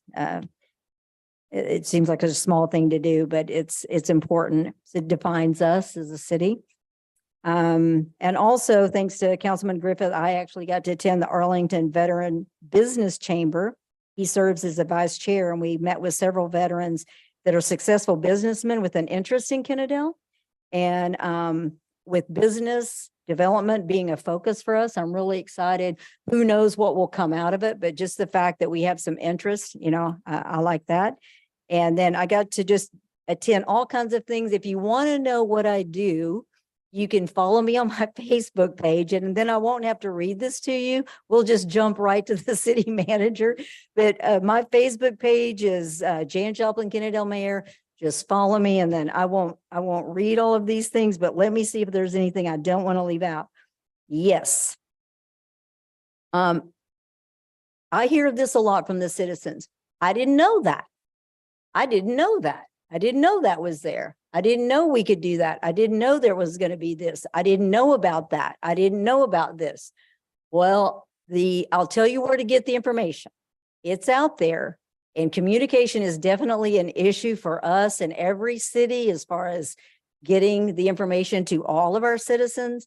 But if you go to, you can sign up for an email that will drop into your email box, and you can get a notification from the city, and I'll tell you exactly how to get it.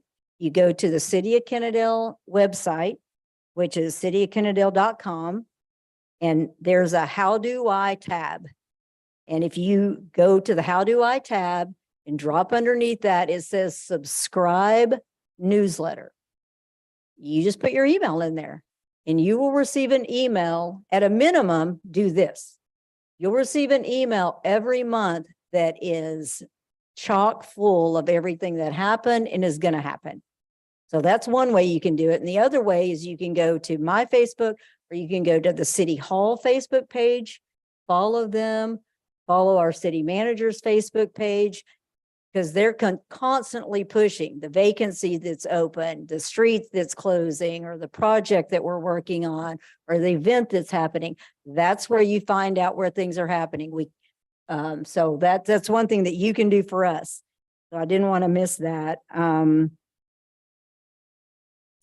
Yes, National Night Out was so much fun. We even had our Precinct 2 commissioner show up to a few neighborhoods. That was really fun.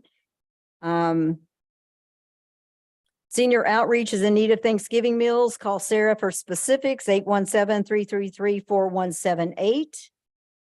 I'm I'm really concerned about this challenge that you made here, that we're gonna beat Mansfield for the mayoral kettle challenge. I mean, okay, so here's what's gonna happen. We're gonna get a specific QR code. And they're gonna give that to us probably next week or so. We should receive it. Once we get the QR code, we'll start posting it on those Facebook pages that I mentioned, and you'll see it on council Facebook pages. And you'll see it in maybe some business areas, and maybe there'll be some small kettles, but you can donate just with that QR code. And that will all count towards the December 9th kettle challenge. And so Mansfield beats Arlington, if that tells you anything. All right. He said Mansfield, and you think, well, Mansfield's not Arlington. No, Mansfield beats Arlington every year. I think they raised 200,000 and 3/4 of that was Mansfield. So we've got a big challenge, but you will start seeing that QR code, and that's what it is. And the Salvation Army is really wonderful to provide needs to our community. And that's a wrap. I always hate following behind you. Mhm. But all of you done a great job this month. Thank Yeah, you for that. sure. It's an awful lot of information, and more importantly, we're serving our community and our citizens. So thank you for that. The other part that you have done as well, and give you an update on some of our projects that you guys have approved for our roads and infrastructure as a whole. First, I wanted to start off with Colette Sublet. That has went to bid, and we received our bids, and we had the grand opening of our bids, and we got our bid in at the low bid of 2.4 million, which is a true savings compared to what it was a couple of months ago. It's projected to have been at 3.6.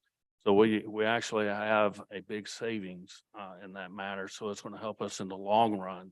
One, not only to have Colette Sublet look appropriate where it fits, where it's at, but more importantly, it allows us to fix more streets, more infrastructure as a whole. So that's a very positive move. And that's also off of the 2019-2021 bond that was approved. So that's a huge step forward, and we're finally getting that accomplished. We should be going to construction, hopefully, January or February, which is bad timing for concrete. But there's a lot of work that has to be done before we even get to that part. But I think we're projected roughly about a year for a completion, 9 months. So hopefully by this time next year, we'll have a brand new Colette Sublet, all the way from Sublet Road to Sweeney Heights. So that's a great move. And we're very excited to get that project started. Also, some more information that's more recent. Last month, we finally received the $17.4 million bond that council approved. And that process has started for the infrastructure for our sewer line, going from the Texas Raceway property area all the way to Interstate 20 by the Village Creek. So the engineering, that whole process is over a 3-year process, but it has started. And it always starts with engineering. So, when you look at it and you're wondering, hey, what are we doing? I don't see any dirt moving. Obviously, there's a lot of behind the scenes engineering concept of building it, what it's going to look like, how we go and put it into the ground. But I wanted to share that process has started. And although it's a 3-year project, we're going to get there. With that same bond information, we're also implementing new storage tanks for our water. One of those locations is the tank that's right behind the high school that I'm sure most of you have seen. That's our number one goal, is to get that tank up and running. That is also a long process. It doesn't just happen overnight. We still have to have engineers come out and do stress tests, do a lot of different on-site work that doesn't institute of turning dirt. We're hopefully looking about an 18-month process for that, but that process has started. So as we continue to move forward, we'll get you more updates on how that's going. We're also looking at having once again, go to our city website and have a project tab where you can sit on the project tab and see all the different projects that we have that's in operations, either from the very, very beginning that it's just been identified as a bond project to all the way that we have projects that's being completed. And with that, as you know, this past year, we have had a lot of roadways that's either been rebuilt or have overlays. And just a small token for our council is that we have roughly about 7 of them completed. Corey Edwards, as you can see as you come in, also was 3rd Street was recently just completed as well. Both of those streets were bond money that was coming out of the 2021 bond. We also had 3rd, 4th, 5th, Broadway, New Hope, and Jonah. Some of us don't know where Jonah is here, but it's a street that was in desperate need as well. And as we continue to move forward and we're able to identify these infrastructures that need attention, we're obviously doing so. Another part, as you can tell on 3rd, we also have new sewer line and water lines that were rehabbed and put in. So the infrastructure is not just on roads, it's our water and sewer. When we rebuilt New Hope, the North New Hope, we had 300 feet of water line that was replaced there as well, that we continued to have breaks. Every time something happened, we would have a water line break. So we'd replace that, and that's infrastructure. And a lot of these fundings is replacing that as we move forward. Also, coming into the near future, we also, even on our bond for the 2019 and 2021 bonds, there's a lot of street infrastructure. We've also had some, our Commissioner Simmons has also pledged some funding for some of these roads, which we're looking to improve on Sweeney Hyatt, and that should be starting in 2024. South New Hope, roughly where the Sonora Park is, all the way to Hudson Village Creek. That is going to be funded as well for our 2019 and 2021 bond money. So your bond money is out and it's working. It's doing what you have asked for, and that's to have good roads. It's also going to be for 2024's Eden Road on the south side and partially on the west side as well. So there's a lot of roads that's going to be completed in the 2024, and I think you guys will be very proud to go down it and have a smooth road. Eden Road was horrible, and that should be completed in 2024. One of the things also that we'll have done that 3rd Street has not seen yet that I'm aware of, you'll have striping on it, so you'll know actually where your lane is. You know, it seems to be very, little thing, but it's really big. A lot of our streets do not have that, but if you're looking around, you'll be able to see that, particularly like on New Hope Road, as you're going to Sonora Park, you see those white lines and the center lines. So it's important that we do that as well. Another project, whenever I came on board, was the Valley Lane stabilization project. That's still an ongoing project. One of the things that we're hung on at this point, we were informed that we had a grant opportunity to receive FEMA funds, which was roughly about a little over 1.5 million. And so we're still waiting on a return from FEMA. There's 12 steps on receiving those funding, and we're on step number 12. And we've been in that step for a couple of months now. So I don't know how long that process for step 12, but it's aggravating. Another one is similar in that same concept is Safe Route to Schools. That was our walkways to go to one school to another, Delaney to Arthur. We had 3 sidewalks that we were trying to get improved. That same concept, we're stuck at TxDOT. They're the ones that's regulating that process. So we're in a holding period dealing with TxDOT. The project is still ongoing. But we're in a part that we have no control over.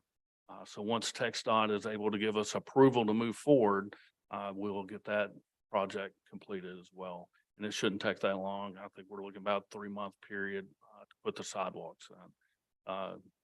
TxDOT is just in our way. Nobody moves at my speed. Especially TxDOT or FEMA, either one of them. Very grateful for them, but they don't move very fast.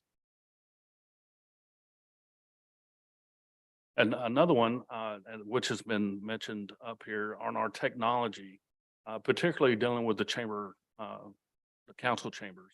Tomorrow, we will start the projects for our technology upgrade for our TVs, our sound system, our video.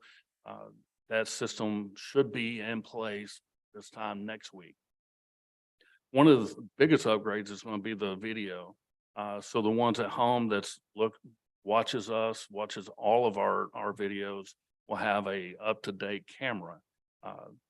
Rayanne will be able to zoom in on the mayor and get her update or any other council member. So there's a big difference that's coming to our technology here in the chamber. So when you're on vacation, you have the opportunity to watch your favorite mayor and council members. Update for our Arlington Water contract that's coming up for 2024. We are in progress with that. We are in communications with Arlington Water Utilities, and we have been for a while. It's just not a project that is just dying to jump into, but we have had our preliminary meetings. Everything is going great. Our relationship, our partnership with Arlington is doing great. I feel that the contract is going to be very beneficial for Arlington and for Kennedale citizens. And we're looking forward to getting that completed. And we should be having that probably in the next 2 to 3 months.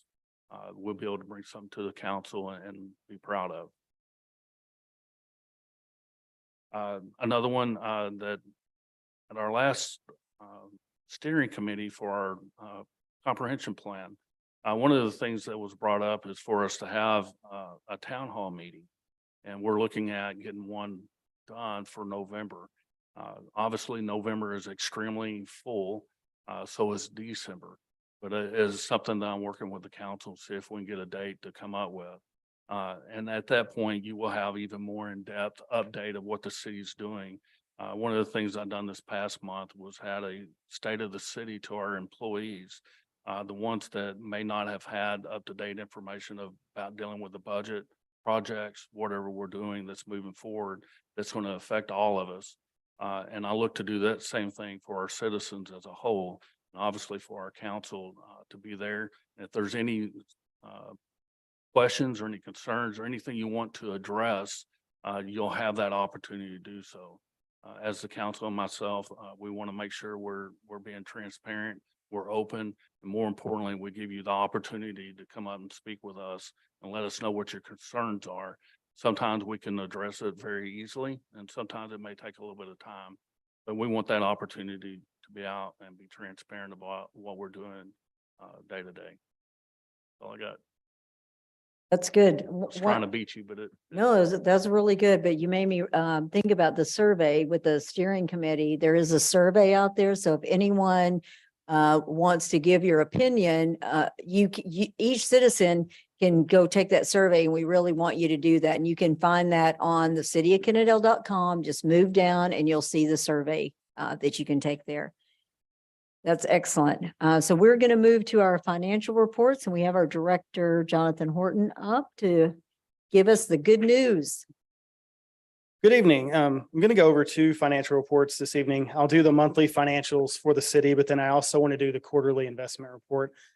There was a new copy of that in each of your boxes before the meeting. I had to do an update on one page, but jumping into, it's all marked draft for September. We do still have 1 month, well, really 2 months worth of sales tax to place on here. I'll give an update on 1 month here in a moment.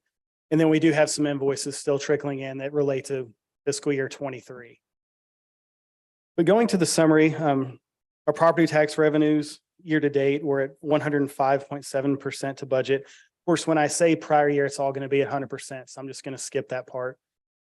The additional sales tax, we did have a deposit of $332,549 related to August. The general fund will get 249,412 of that, and the EDC gets 83,137.48. So that in addition to the next sales tax deposit will have to hit our financials before I can mark this final. The sales tax revenues were 90% of budget, and that's without this update. Prior year was 100%. General fund expenditures were at 88.3% of budget, so our expenditures were down. I don't see a lot of movement on this. Most of our large expenditures that we'd planned for have already hit.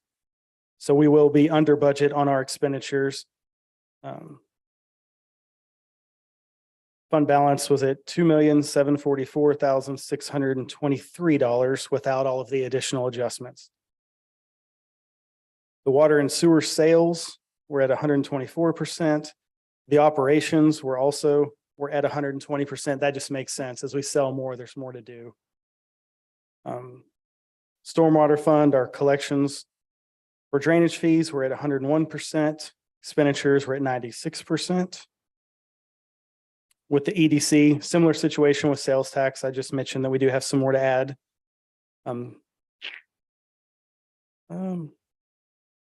There's one item I do want to point out. If you go Fund 35, which is our disaster recovery fund, currently it's showing that the fund balance is negative 118,155. We do have an end of the year correction to make on that. We have received revenue in that fund, but it's sitting in unearned revenue. So we just have to do a journal entry to record the revenue. That fund will be at a zero balance once we do our fiscal year close. Do you have any questions on the monthly financial draft for September? Anyone? Nope. Okay. Perfect. Good job. Moving on, I'm sorry. Good job. Oh, thank you.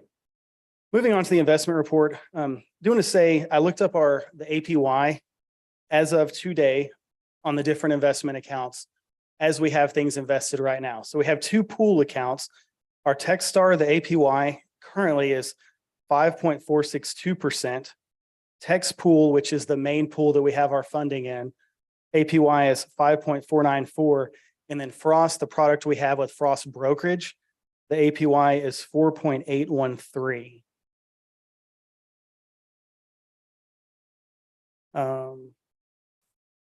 Page 3 is the breakdown.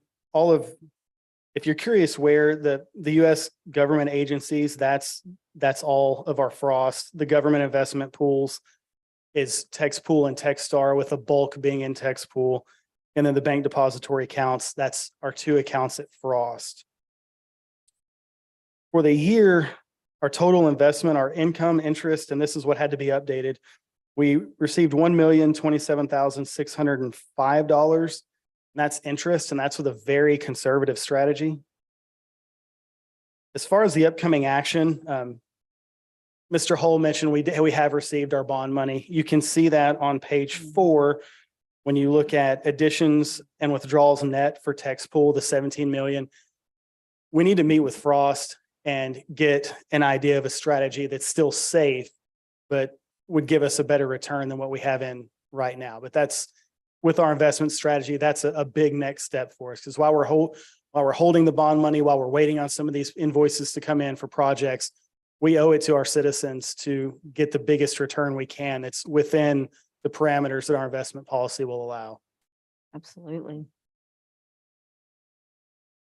we have any questions on the investment report?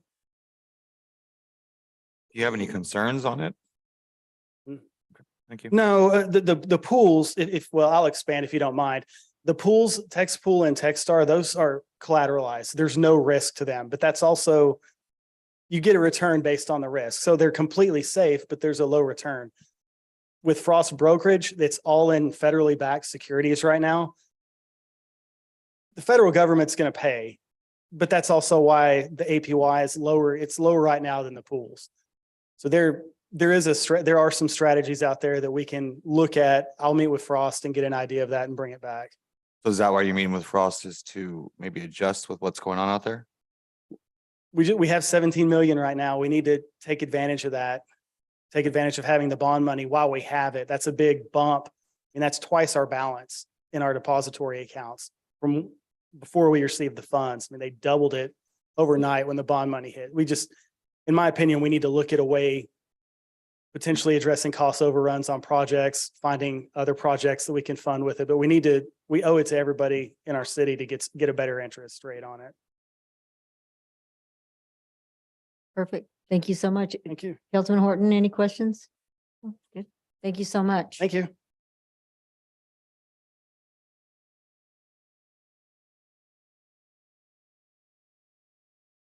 All right, we're going to move to our consent agenda. Does anyone need to take a break? Yes, we'll take a 5-minute break. It is 7:25. Meet back here 7:30, please.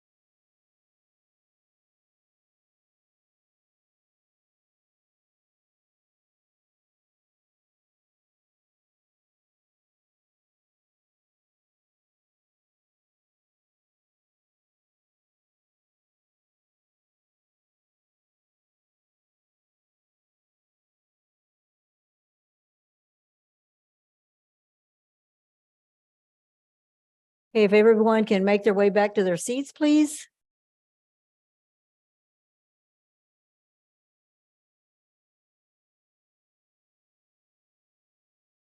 That was a really excellent work session, council. We're going to move into the consent agenda. And there are 5 items on the consent agenda. City Secretary is not here. Do we need to wait? Oh, here she comes. She's running the equipment. I guess we do. Yeah, the attorney said we had to wait for you, Rayanne. But Ken said you were bringing a soda back. Oh, there he goes. Okay. All right. Got her caffeine. You can finish up the night now. So we have a consent agenda. We have 5 items on the consent agenda. Does anyone want to pull anything for further discussion? Or do you want to approve as is?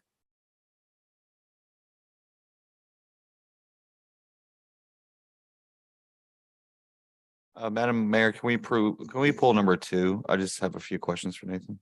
Okay.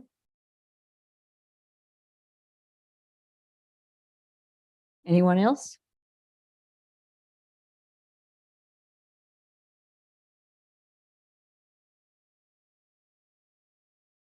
Go ahead, Kenneth. I like to pull number 4. Full 4? Okay, so we're going to pull 2, 4. And I'll take a motion then to approve 1, 3, and 5. Madam Mayor, I make a motion to approve 1, 3, and 5 on the consent agenda. All right, we have a motion to approve those numbers. Do you have a second? I'll second. All in favor to approve 1, 3, and 5? 1, 2. All those opposed? 1. Okay, so 2, 1, it is approved. And the, so it goes with 2, 1 carries. Thank you. I was trying to use the word approval and I knew that wasn't right, so thank you.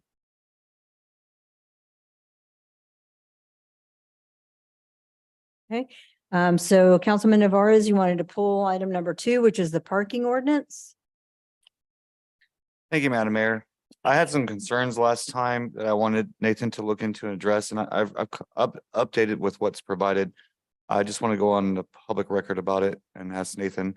Nathan, I asked you that there should be some exceptions, especially in areas concerning over by the junior high where there was some issues with the original ordinance. Did you go see that street and did you address that concern I had? Thank you, Councilman. If I recall correctly, that was in reference to parking in front of mailboxes. Yeah, Spring Branch doesn't have that much room Correct. for parking over there.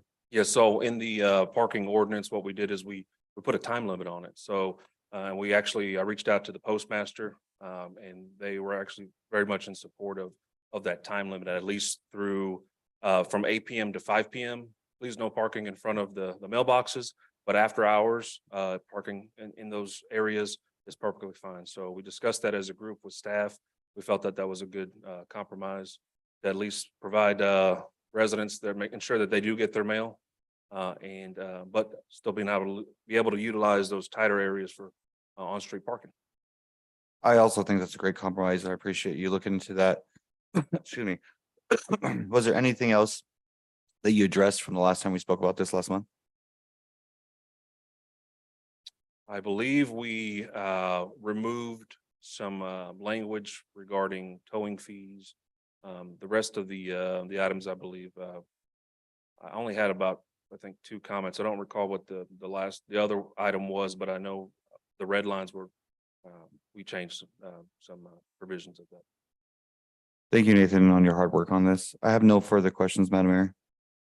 Anyone else have any questions on the parking ordinance? No? Okay, well, with that, I'll take a motion for the parking ordinance. Madam Mayor, I'll make a motion to approve the parking ordinance as it's presented. All right, I have a motion to approve. Do I have a second? I will second. A motion and a second, all in favor? Unanimous. Nathan, stay there. because Mhm. we're going to go to item number 4 is the nuisance ordinance. Is that correct? Mayor Pro Tem, that's what you wanted to discuss? Yes, ma'am. What It's not really a questions? discussion. I just want to be on the record that there's a lot of this in here that I'm totally disagree with. I feel that the city's trying to use something either basically it's turning our city into an HOA.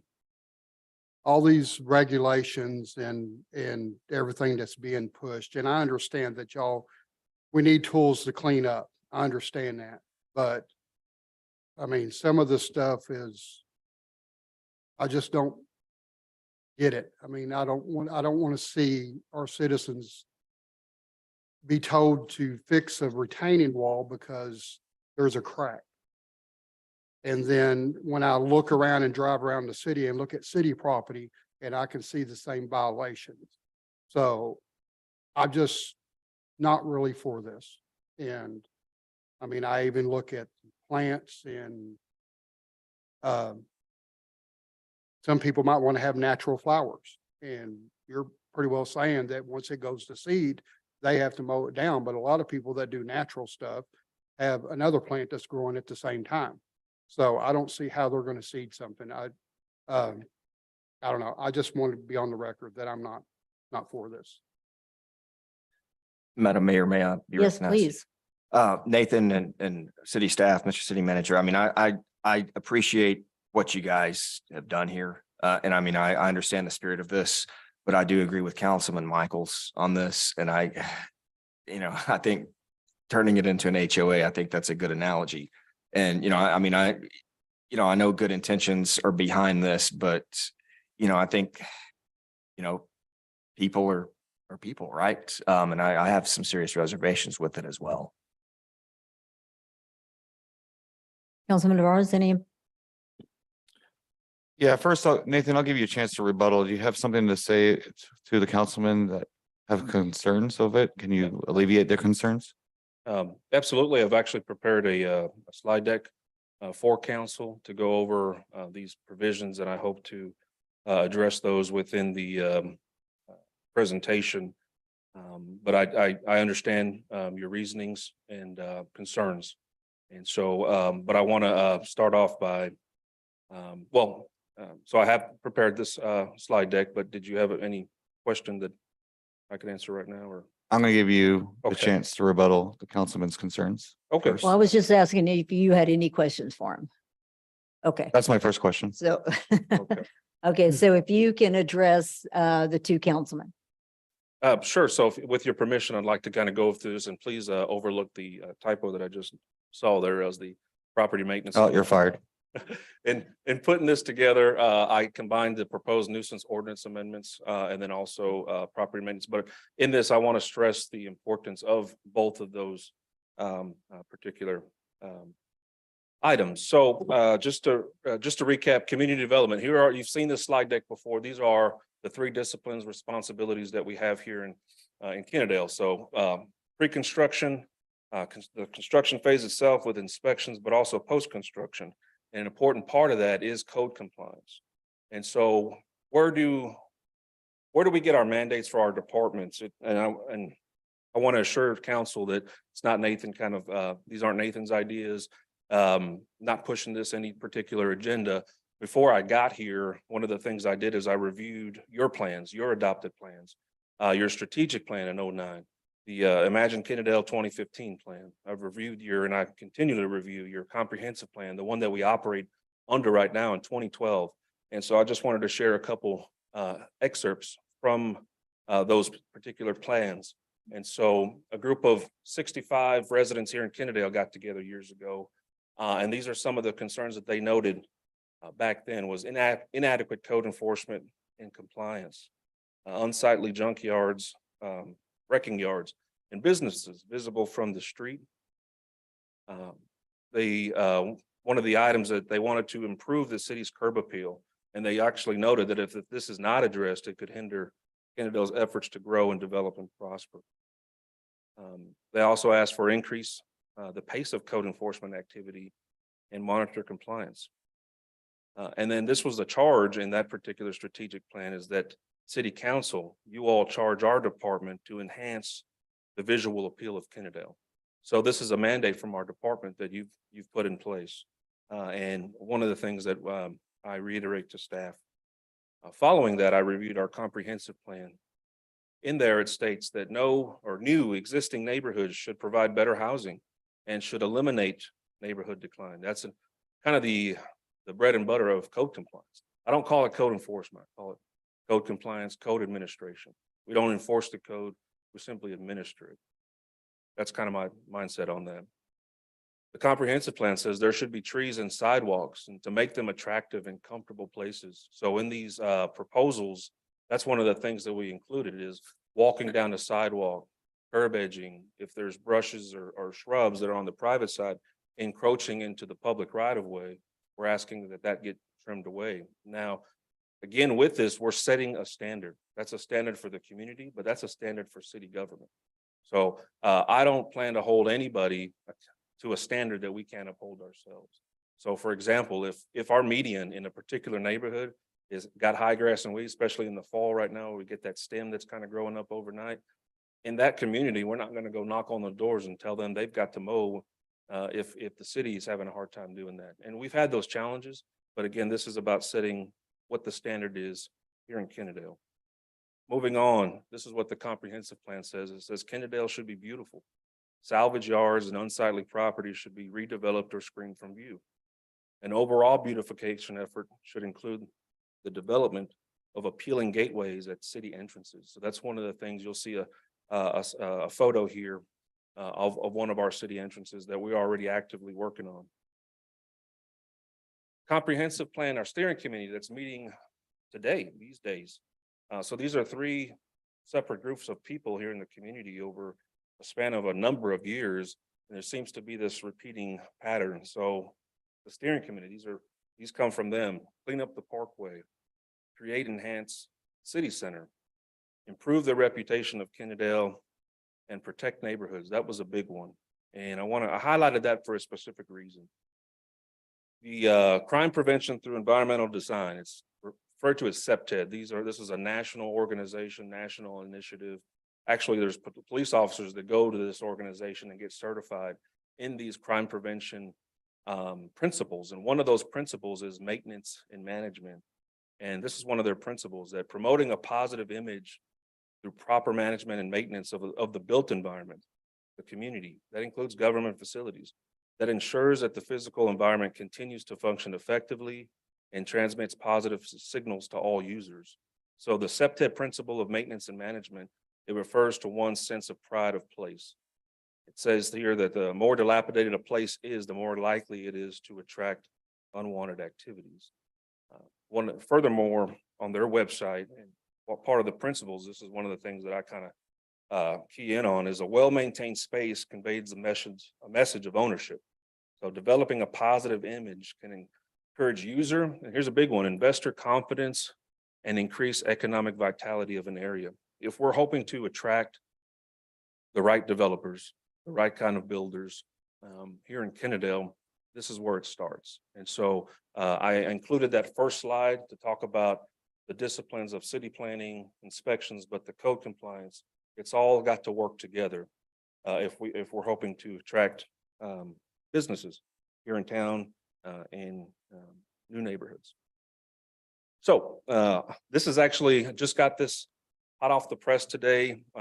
We have the ongoing survey that's for the community survey. This is some live data that's come in.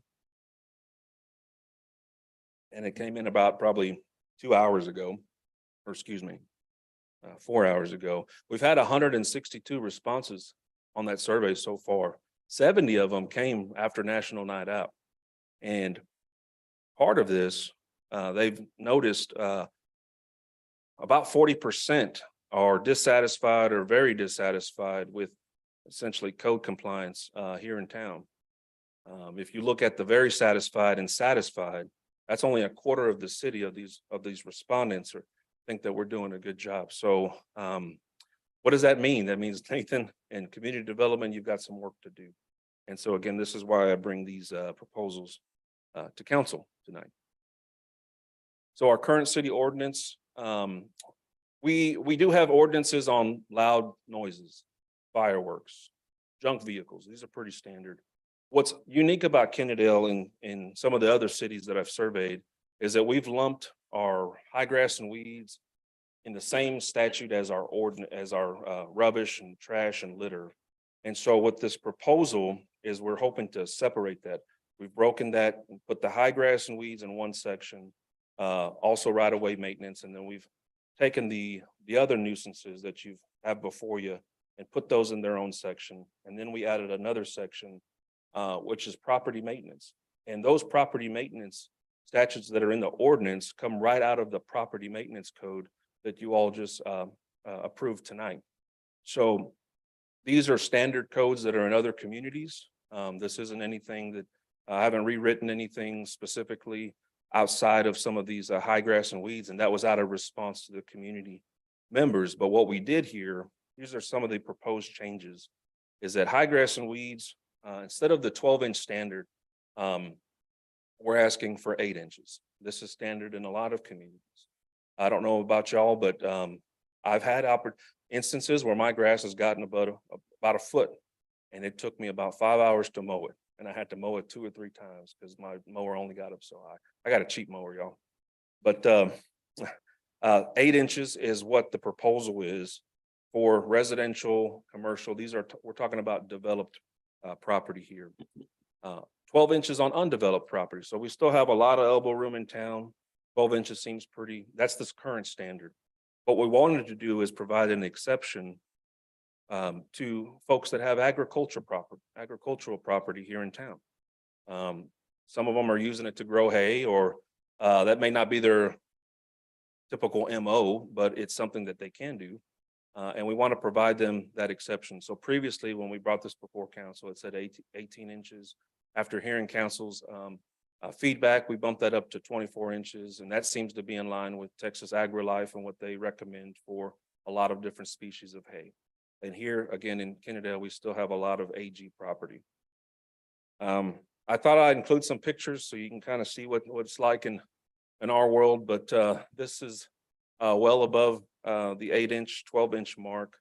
I've got another photo that I decided not to add, but it's got one of our building inspector in it. These are about 6 feet tall in a neighborhood here in town, and our building inspector is about 6'2". So you can imagine it probably takes a while to have this property surveyed. Sidewalk and curb edging, and I get the concern about the HOA, but I just want to visualize what the difference is. So this is what we're talking about. Behind that is a curb somewhere there, but I've kicked it and there's a curb back there. We just can't see it. And this is common throughout town. That's in our residential, but that's also at times along our right of way and city sidewalks and city medians. So we get that. There is a curb there. I've got another photo here where kind of shows the difference in the two. You got one property that mows the grass. We're thankful for that. But then you have another property that kind of goes over and beyond. It's not over and beyond in a lot of communities.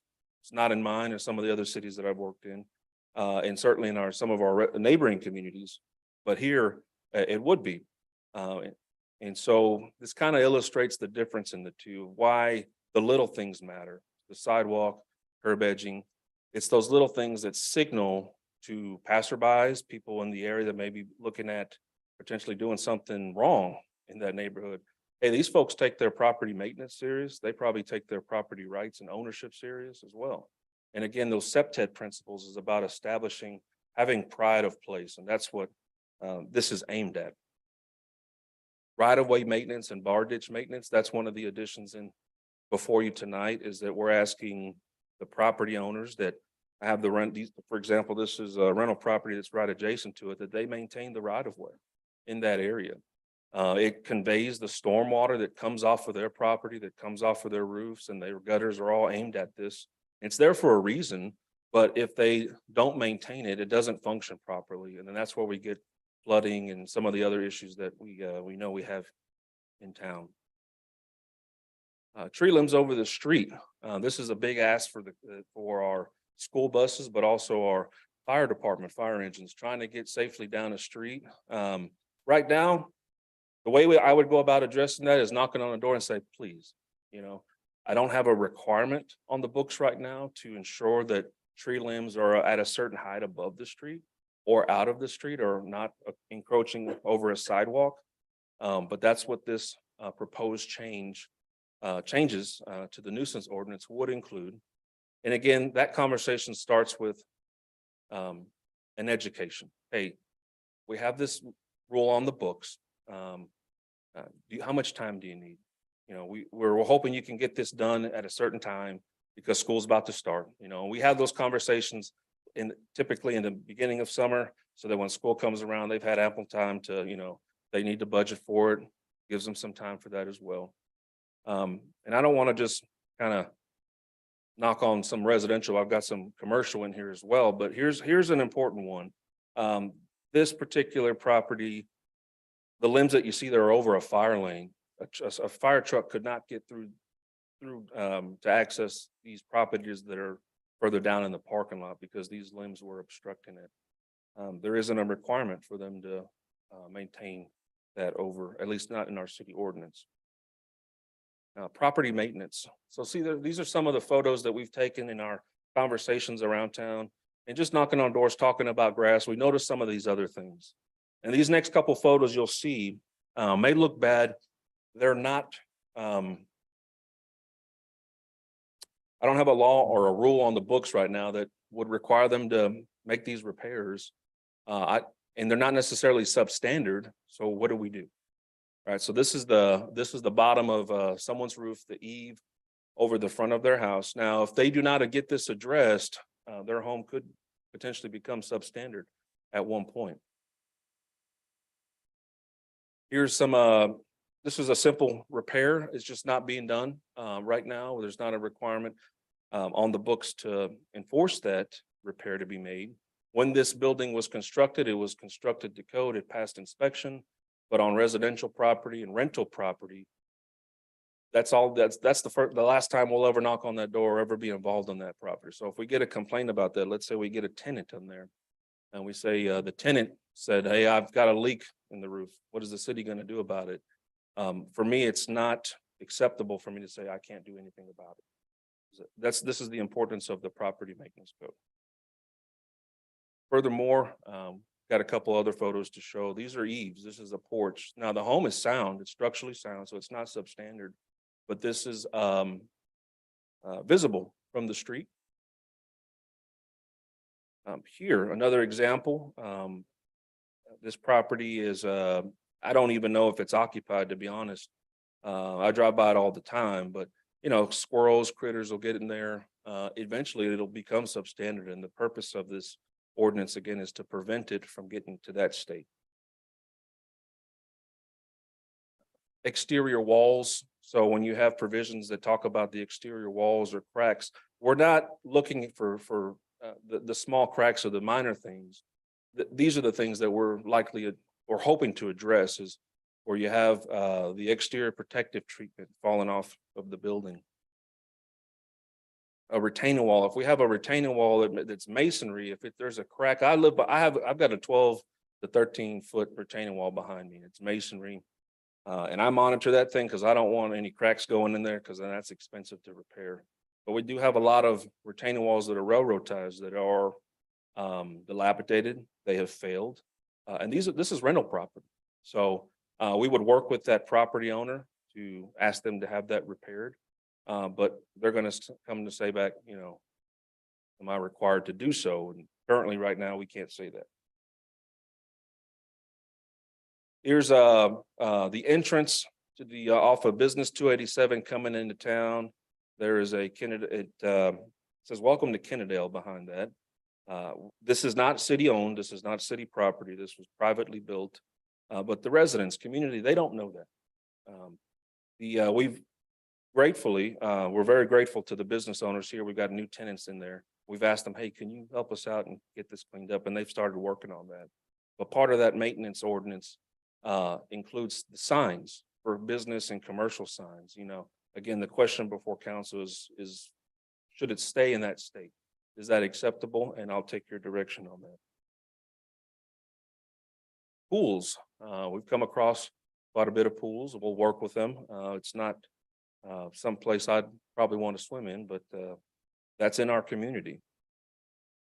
Exterior parking areas or exterior areas, that's part of a provision in the property maintenance code. But we've also included it in the ordinance as well. That's a separate ordinance on that, but this is commercial property in town. Got a pothole here. Now, this pothole has since been repaired, but if you'll notice, it's located in a fire lane. And that means potential damage to maybe one of the expensive fire trucks that we have here in town.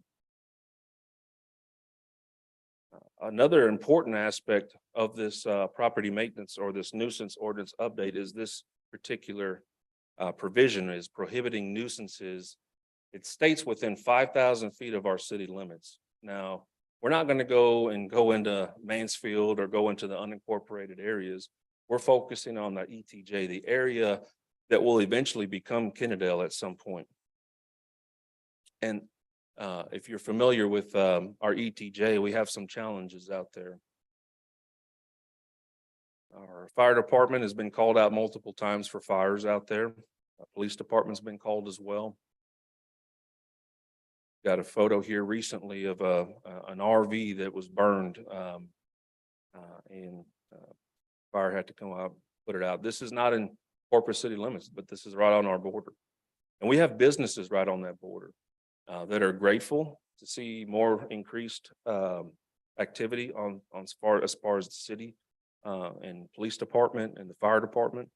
That's something that they welcome and they were very happy here.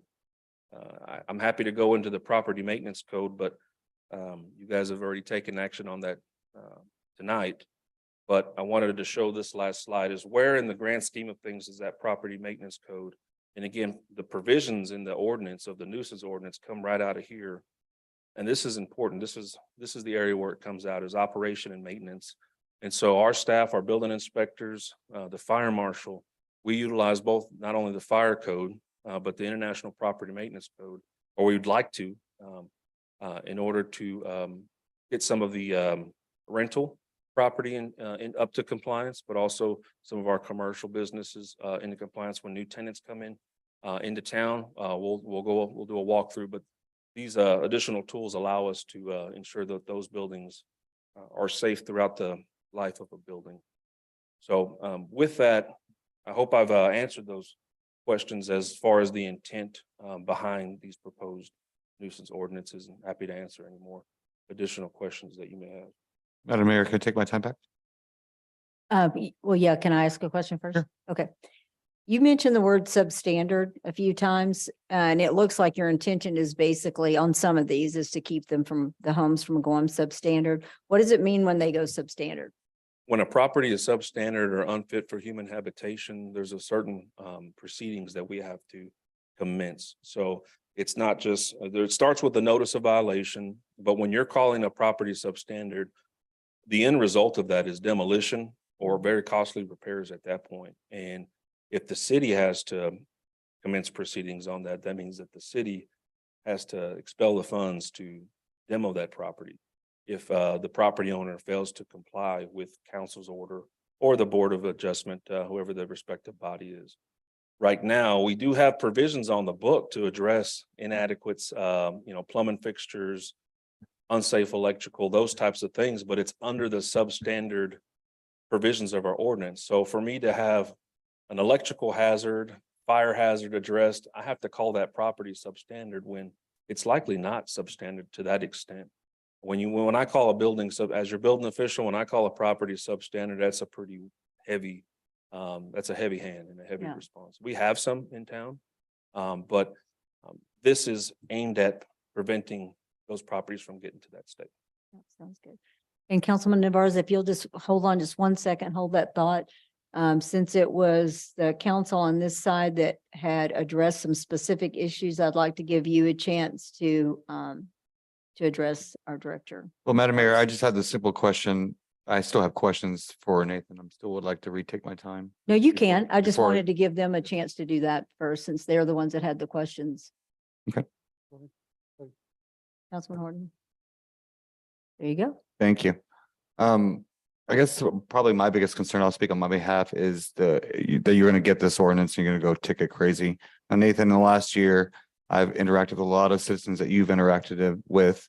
And I already know that you're not a guy with a hammer, that you've given a lot of people chances, you've communication, as you say, you communicate the will of the city. So is this ordinance gonna make you go ticket crazy and you're gonna go around and start finding people, or why is there a need for this? Great question, and the answer to that is absolutely not. The first thing we do is knock on the door and say, hey, we have this rule on the books. But property maintenance is costly, right? When we're talking about repairing eaves, painting buildings, repairing sides of entire commercial buildings, that's a capital expense, right? And so just like the city has to budget for capital expenses, it's the same for them. As I can't issue a notice and say, hey, in 10 days, you need to redo your entire parking lot. That's not feasible. It's not prudent, and it would be very, other cities have done that. They do that from time to time. For me, it's about having that, being able to have that conversation and point them to something that says, this is the standard here in the community. Now, let's start. I recommend that you at least, start budgeting for that. How much time do you need? How's 6 months sound? A year from now, if it's a pretty, large endeavor, I work in phases all the time. Hey, can we get this side repaired? And then, next spring, let's work on the other side. Part of this also, there's another caveat that I hope the city will participate in is community revitalization program, CPR, which is very big in the mid-cities. I've been involved with it as well. In fact, most of the homes in the town that I worked in that were qualified for this program, I personally had signed up those homeowners and qualified them for that. And the city comes out and businesses donate building materials. And I've painted entire side of a house with a hand brush. It's a great community effort, but it's about setting a community standard. And so that's the intent. We don't go crazy going off and writing tickets or whatnot. One, that means I got to go to court, a month later, and trying to give Bertha, she's been pretty busy with the police department. But again, it just allows us to have that initial conversation. My next concern is how far reaching, for example, you had a picture there of somebody's backyard.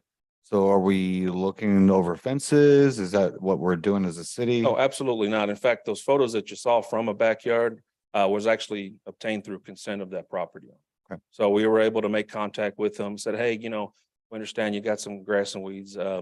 We can kind of see them sticking over the fence. We did generate a call. You mind if we could take a look, see how bad it is? And they said, absolutely, run back there. And that's where we were able to secure those photos. So we don't ever go peeking over fences. It's actually illegal for me to take my camera. If I get a complaint and it's in their backyard, just here's a step stool. Now I cannot alter my point of view and I cannot take my camera above it and snap away.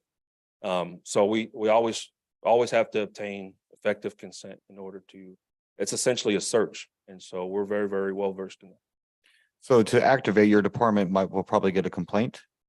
Let's use the pool, for example. Nobody has a pool in their front yard.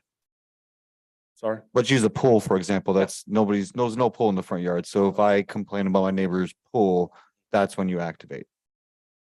Often that's the case. On a pool, it's not really a proactive, we're not sending drones out to go check on people's pools. It's usually a complaint. And if we obtain a photo in a backyard, it's always based off of consent. Or we may have a neighboring property where the fence is down. So everything's in plain view at that point from the neighboring property. But the ones you saw tonight were obtained with effective consent. And then you had mentioned about how you got out there and you'll paintbrush a house. Do we still have the program with the city where people who are indigent can apply to get a grant to help refurbish their house? I believe you're referring to the Home Funds Yes. program. It was on the website. I don't believe that's an active program anymore, but it's, I think, an active program with the county, but I don't think it's Mhm. something that we're Yes. currently participating in. Or at least I haven't received any applications or requests for that. For poorly. Mhm. Okay, I will look into that part for you. Are we still able to do that then? I guess is the question. if you had I another- believe okay. so. I believe it's still an active program. It's usually upon receiving some sort of application on that. Then I want to say, I'm not real familiar with the home funds program. I'm familiar with other cities and there are other programs that they've had. I guess my concern is I don't want, a senior, for example, who's just living out her final years in her home that she's had for 40 or 50 years to where we're just gonna come down hard as a city. There'll be plenty of properties like that in Kennedale. No, absolutely. You're absolutely right. And that's not something that we would do. Those are the actual folks that I've met a lot that are very proud and they don't want the help. But through genuineness, they receive the help. They've agreed to allow us to help them so that they can focus on other things. I had one widow, she was a senior citizen. She did not want to accept any help because she wanted that to go to another family because she was still pretty able-bodied. She loved to be in work on her flowers in her garden. I said, listen, I need you to fill this application out. Allow us to come take care of these bigger items so that you have more time to work in your garden. And she accepted. And I've got countless stories of that as well. Been able to do that great, thankfully, throughout my career. Now, I do appreciate you separating the agriculture, the growth height on that and improving that. That was one of my concerns from last month. I believe it was one of Councilman Michael's concerns as well. I guess my question to you is, let me make sure, where was I going with that?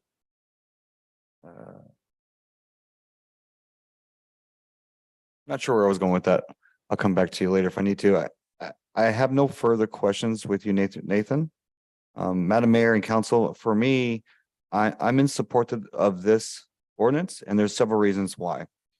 In the last 10 years, I'm sure you guys have either complained or heard complaints about signs and tall grass along the parkway and just cleaning it up.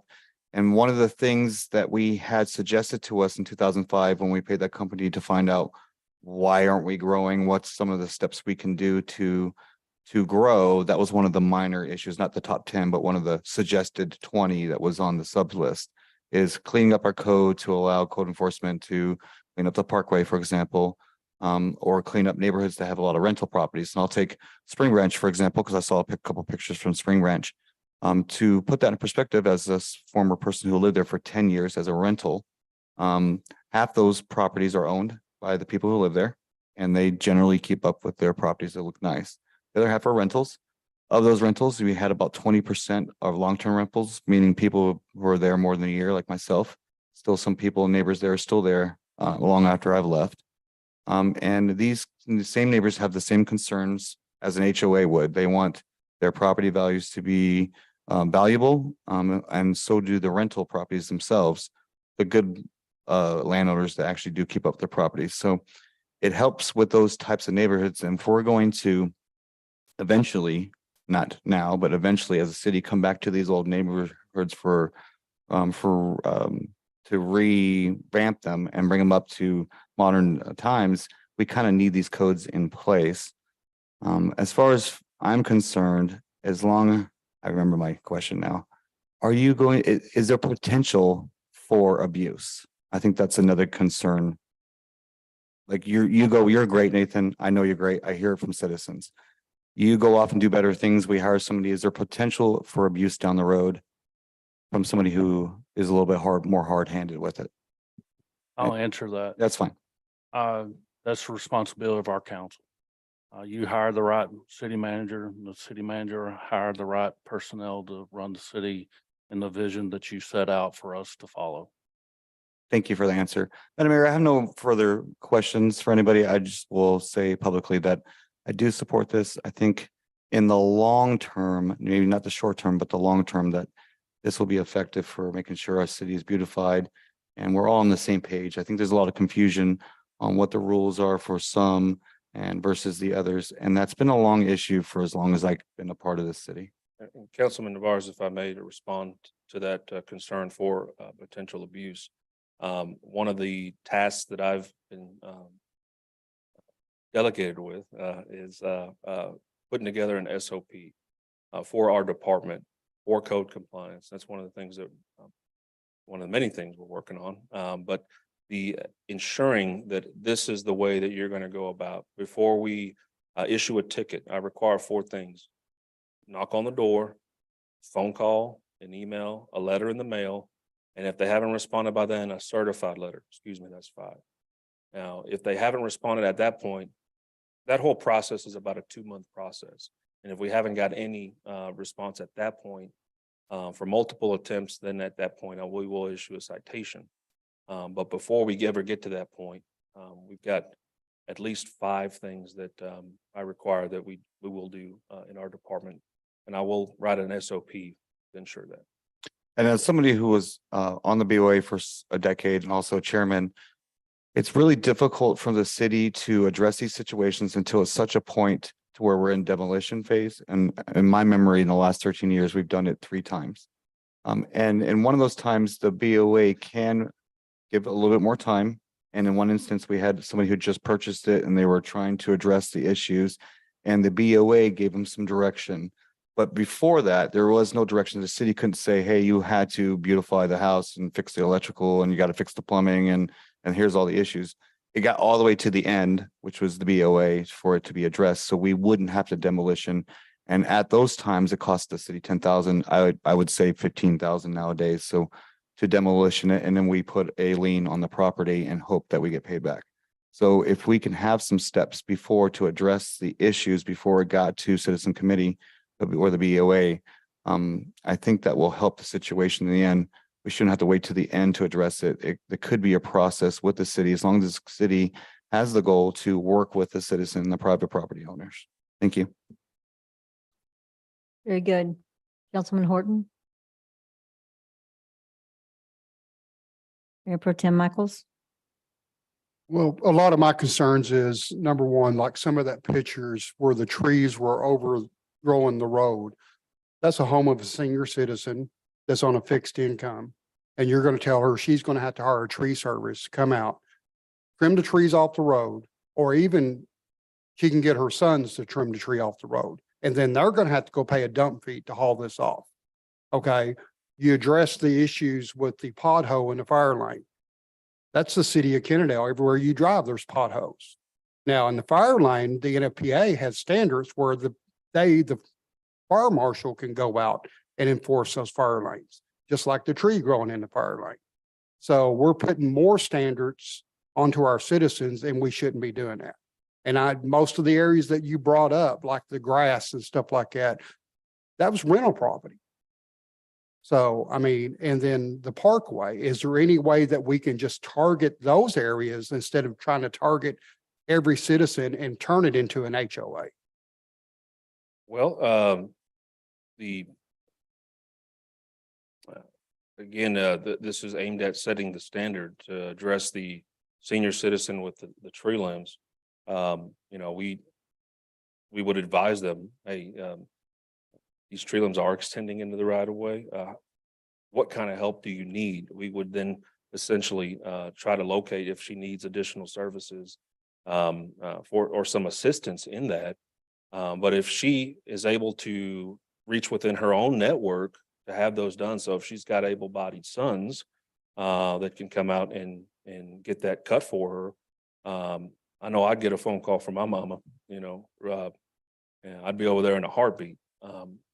We wouldn't send her a nasty gram or anything like that.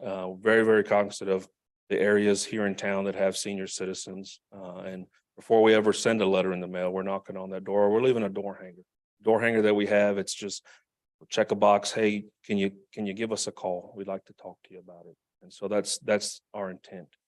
The fire code with the potholes and things like that. Developers, business owners, they're always asking, well, where do you have a city ordinance on that? We don't have one right on the books. The city ordinance that we have is that the city adopted the fire code. That doesn't say you can't have a pothole in the fire code. You then have to go to the fire code and then you have to try to find it in there.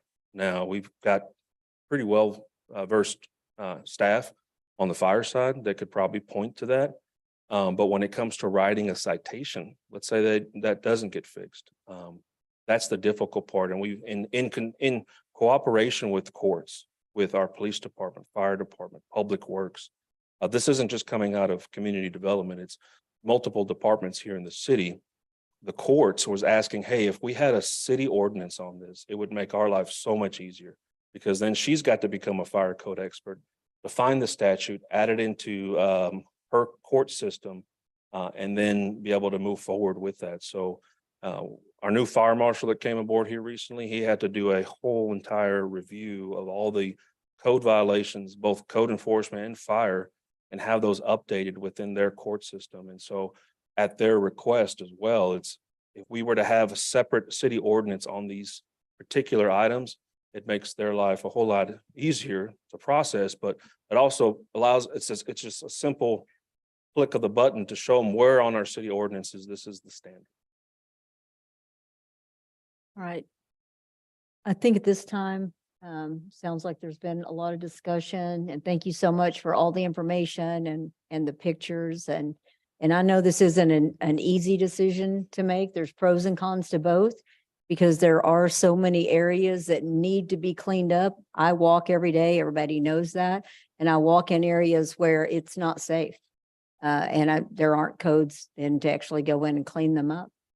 And a lot of those are rental areas, and some of them are property owners that own it, and it extends out into our sidewalks. And I walk, Kennedale Parkway as well. And so there are pros and cons for us too. We've got our work to do as well. So I certainly understand that. And Madam Mayor, if I could add one more thing, we didn't want to just single out renters in town. We didn't want to do that. And so we wanted to make it the standard in the community, but provisions of this ordinance before you include addressing these types of nuisances within the ETJ, within 5,000 feet of our city limits. So those are the other areas that are just on our border that this ordinance says these nuisances are specifically prohibited within the 5,000 foot mark. So without that, can't take care of those other things that the community is asking us to do. So I appreciate your consideration on that. All right, with all that in consideration, we have motion on the floor to approve the amendments to the nuisance ordinance, or to consider that. So I will take a motion. What? Are you asking for a motion? Yes, Okay. Yes. I was a little confused too. sorry. I'll take a motion for the nuisance ordinance. How about that? I'll clear that up. Madam Mayor, I just want to clarify on verbiage. I want to pass this for 30 days to allow Councilman Griffin to jump in on this, especially since we're missing place one. I just think it's important that we all make this decision together. So what would be the verbiage, I guess, Carvin, for me to pass it till next month? Table, is that what it was? I know we went over this last month, but I've slept since then. You can't pass it. Yeah. You can move to table it, and then it would be a requirement that it come up at the next regular council meeting. Madam Mayor, I make a motion to table this until the next meeting. All right, I have a motion to move to table. Do I have a second? I'll second it. All right, I have a motion to table and a second. All in favor? Unanimous. All right, we'll discuss this next month.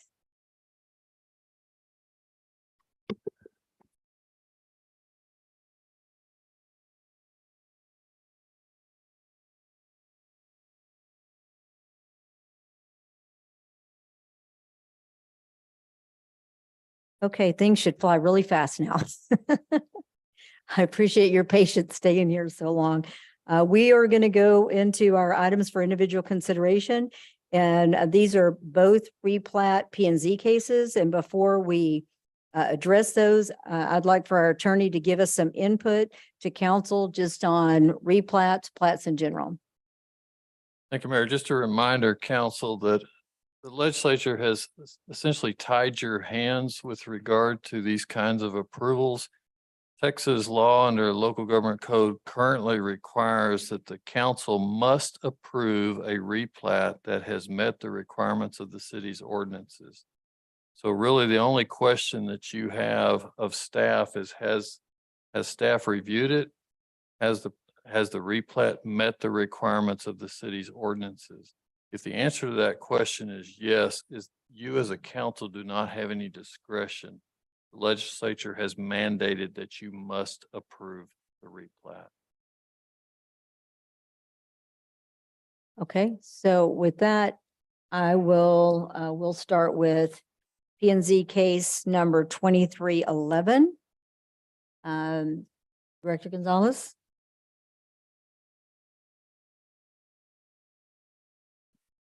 Great to be back. Yeah, welcome back. So with that, I guess I would ask the question, what were the questions? Does it, Question that you should propose to your public works director is, does this meet the requirements of the city's ordinances? there you go. It does. This replat does meet the requirements of the city ordinances. It's essentially one track, splitting it in two. We've got a daycare coming in on one end. We've got two commercial buildings going in on the other. I think council's been provided with some concept elevations for that. It does meet all the requirements. Excellent. And staff recommend, okay, meets all the requirements. So with that and with the information that we've been given from our attorney, I'll take a motion. I move that we approve PZ case number 23-11. I have a motion to approve. Do I have a second? I will second it. All right, all in favor? Unanimous. There you go. Congratulations, Mr. Patel. Welcome to Kennedale. We're excited to have you. And we'll move to PZ case 2312. Same thing. Does it meet the requirements? This does meet the requirements. This is a simple replat, 3 small slivers of land consolidated into one land. So this gentleman can expand his footprint of his building, over his home. So it's not built over a lot line. Wants to replat it into one lot. Okay, with that, meeting requirements, do I have a motion? I make a motion, we approve PZ case 231-12. Do I have a motion? I have a motion to approve. Do I have a second? I'll second. All in favor? Unanimous. I have a question to council. With these, basically that we are required to approve them, do you still want to see them just so that we can kind of stay up with what's happening, or do you want to put them on consent? For me, Madam Mayor, I'm okay with consent with things that are just automatic. I mean, we still get the detail. On the consent? Consent. Okay, You'll sit on staff report. okay. The So we can recommendation. start putting these on consent. All right, perfect. I think that's great, so there's no confusion. Right. Oh, okay. Yeah, because it looks like we have the option when it comes to us, and we actually really don't. Yeah, exactly. That's true. It's not.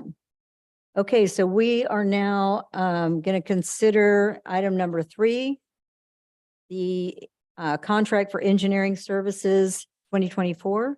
Mr. Gonzalez, I think, don't go sit down, right? No? Who's doing engineering for us?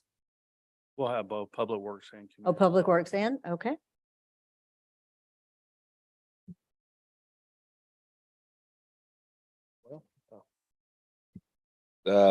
Lost for words, excuse me. Engineering, I believe we're going with Shield. They're recommending. So we both work with Shield quite a bit in our development right now. We've reviewed those submittals that the city's received. And staff's recommendation is to move forward with Shield Engineering. Just to piggyback on that, we only had 2 proposals from our survey that we sent out for request for proposal. Only 2 engineering firms sent back reports, and based on our review of the reports, we selected Shield Engineering. Is there a specific reason that you would, I mean, granted, Shield has a lot of history with us, and we know some of that history is there's pros and cons to that history. So is there a specific reason that you're recommending Shield? So we went out to bid, which, by the way, we went out to bid for attorney as well.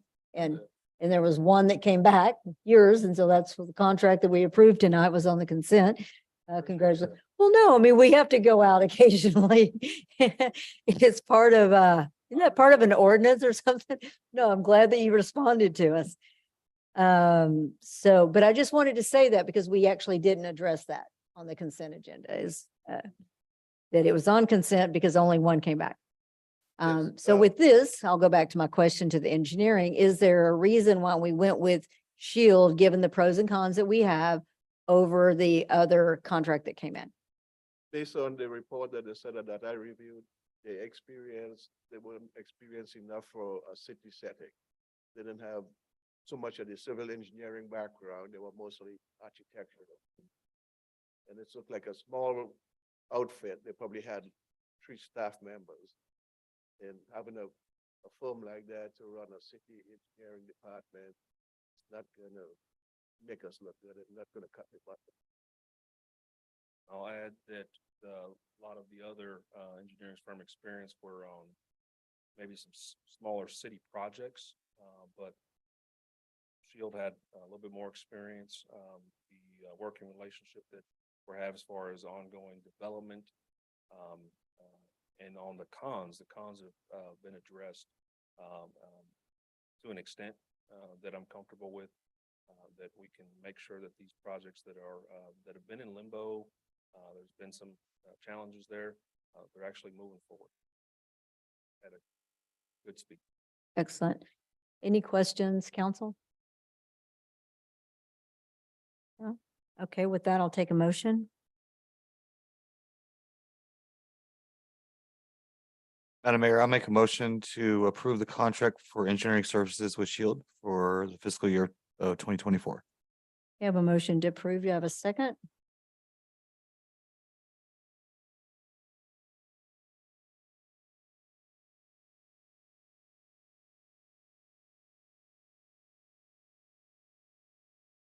I will second it. I have a motion to approve in a second. All in favor? And against? Passes 2-1. We'll move to number 4, approval of the sale of about a half an acre utility easement to Atmos on Link Street between Kennedale Parkway and Lindell Road. This is actually a kind of a 2-part, Southmore Construction that's doing the 820 corridor is also part of this. However, it's also it's this Atmos gas line, and it's a 0.05 acre. So it's just the easement that we're selling to. It's not the land. It's just the easement to the property. That's correct. Atmos, part of the Southeast Connector project, Atmos has the ability to go in now and upgrade the system. And they ask that they do that through TechStat to put in a 4-inch poly line. And they're going to, for us, through the city, we're going to provide them an easement, and they're going to be paying the city for the easement for that 4-inch line. So that's about $16,805 is the Correct. amount. Based on the evaluation of the property, I think there was $2 and $76. $2.76 a square foot. And for 6,000 square feet, $16,000. Excellent. Any questions? With no questions, I'll take a motion. I move that we approve the sale of 0.0575 an acre utility easement to Atmos Energy Corporation. I have a motion to approve. Do you have a second? I will second. All in favor? Unanimous. Okay, we are going to go into executive session pursuant to 551.071, consultation with the city attorney pertaining to any matter in which the duty of the city attorney under the Texas disciplinary rules of professional conduct may conflict with the Open Meetings Act, including discussion of any item posted on the agenda, legal issues regarding the Open Meetings Act. We'll be discussing short-term rentals restricted to R1 and R2. And pursuant to 551.072, deliberation regarding the purchase, exchange, lease, or value of real property, which we'll be discussing 1109 West Kennedale Parkway, 600 West Kennedale Parkway, and True Hotel. and pursuant to 551.074, deliberate the appointment, employment, evaluation, reassignment, duties, discipline, or dismissal of a public officer or employee, or to hear a complaint or charge against an officer or employee. And we'll be discussing the appointment of an alternate for the BOA Board of Adjustment and Appeals. And we will go in, and the time is to executive session at 8:35. Thank you all for attending. I have no idea how long we'll be in executive session or if there will be any action, so night.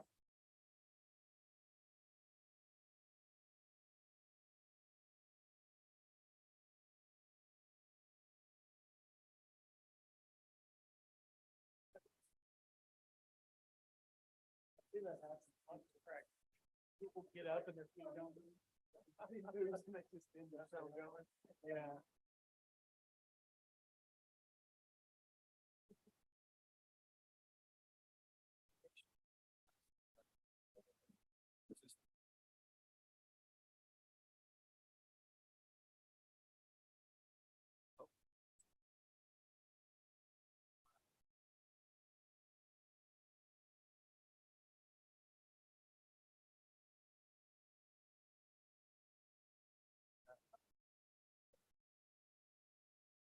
What are the big reasons?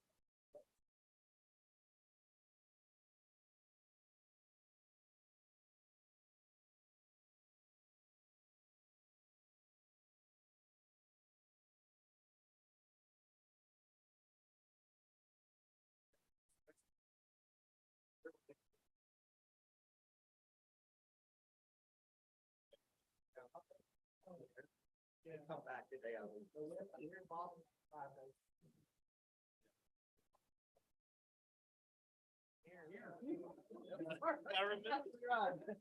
remember that series. Son of a gun. Don't cry in the middle of all of it. I would like to. Second oldest actor.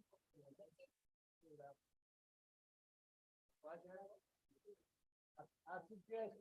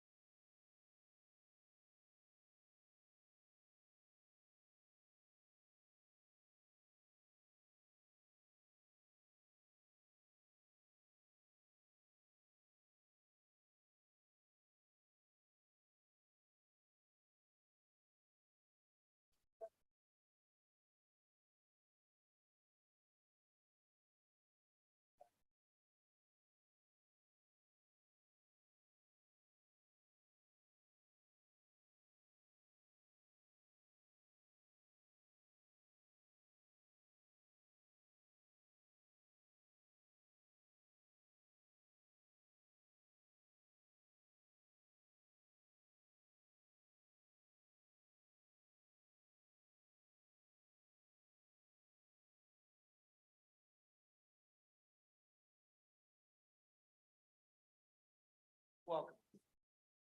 I meant to text you and tell you. Yeah. I was out there anyway.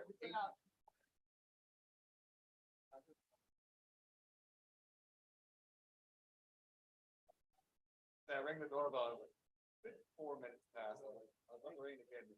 Opened the 3 of them. I'm like,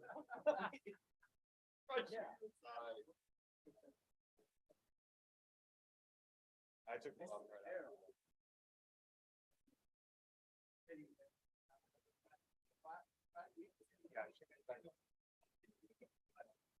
I'll have to drive up there and get all this thing. Here we go.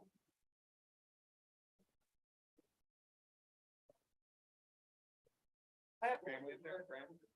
Well, I lived there for 4 years.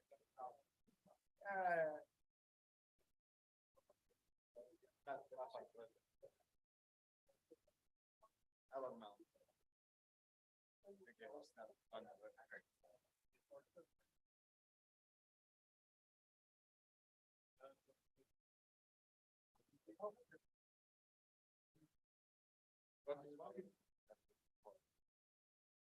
uncle. I'll get a hold. Good job with stuff. I think I'm very.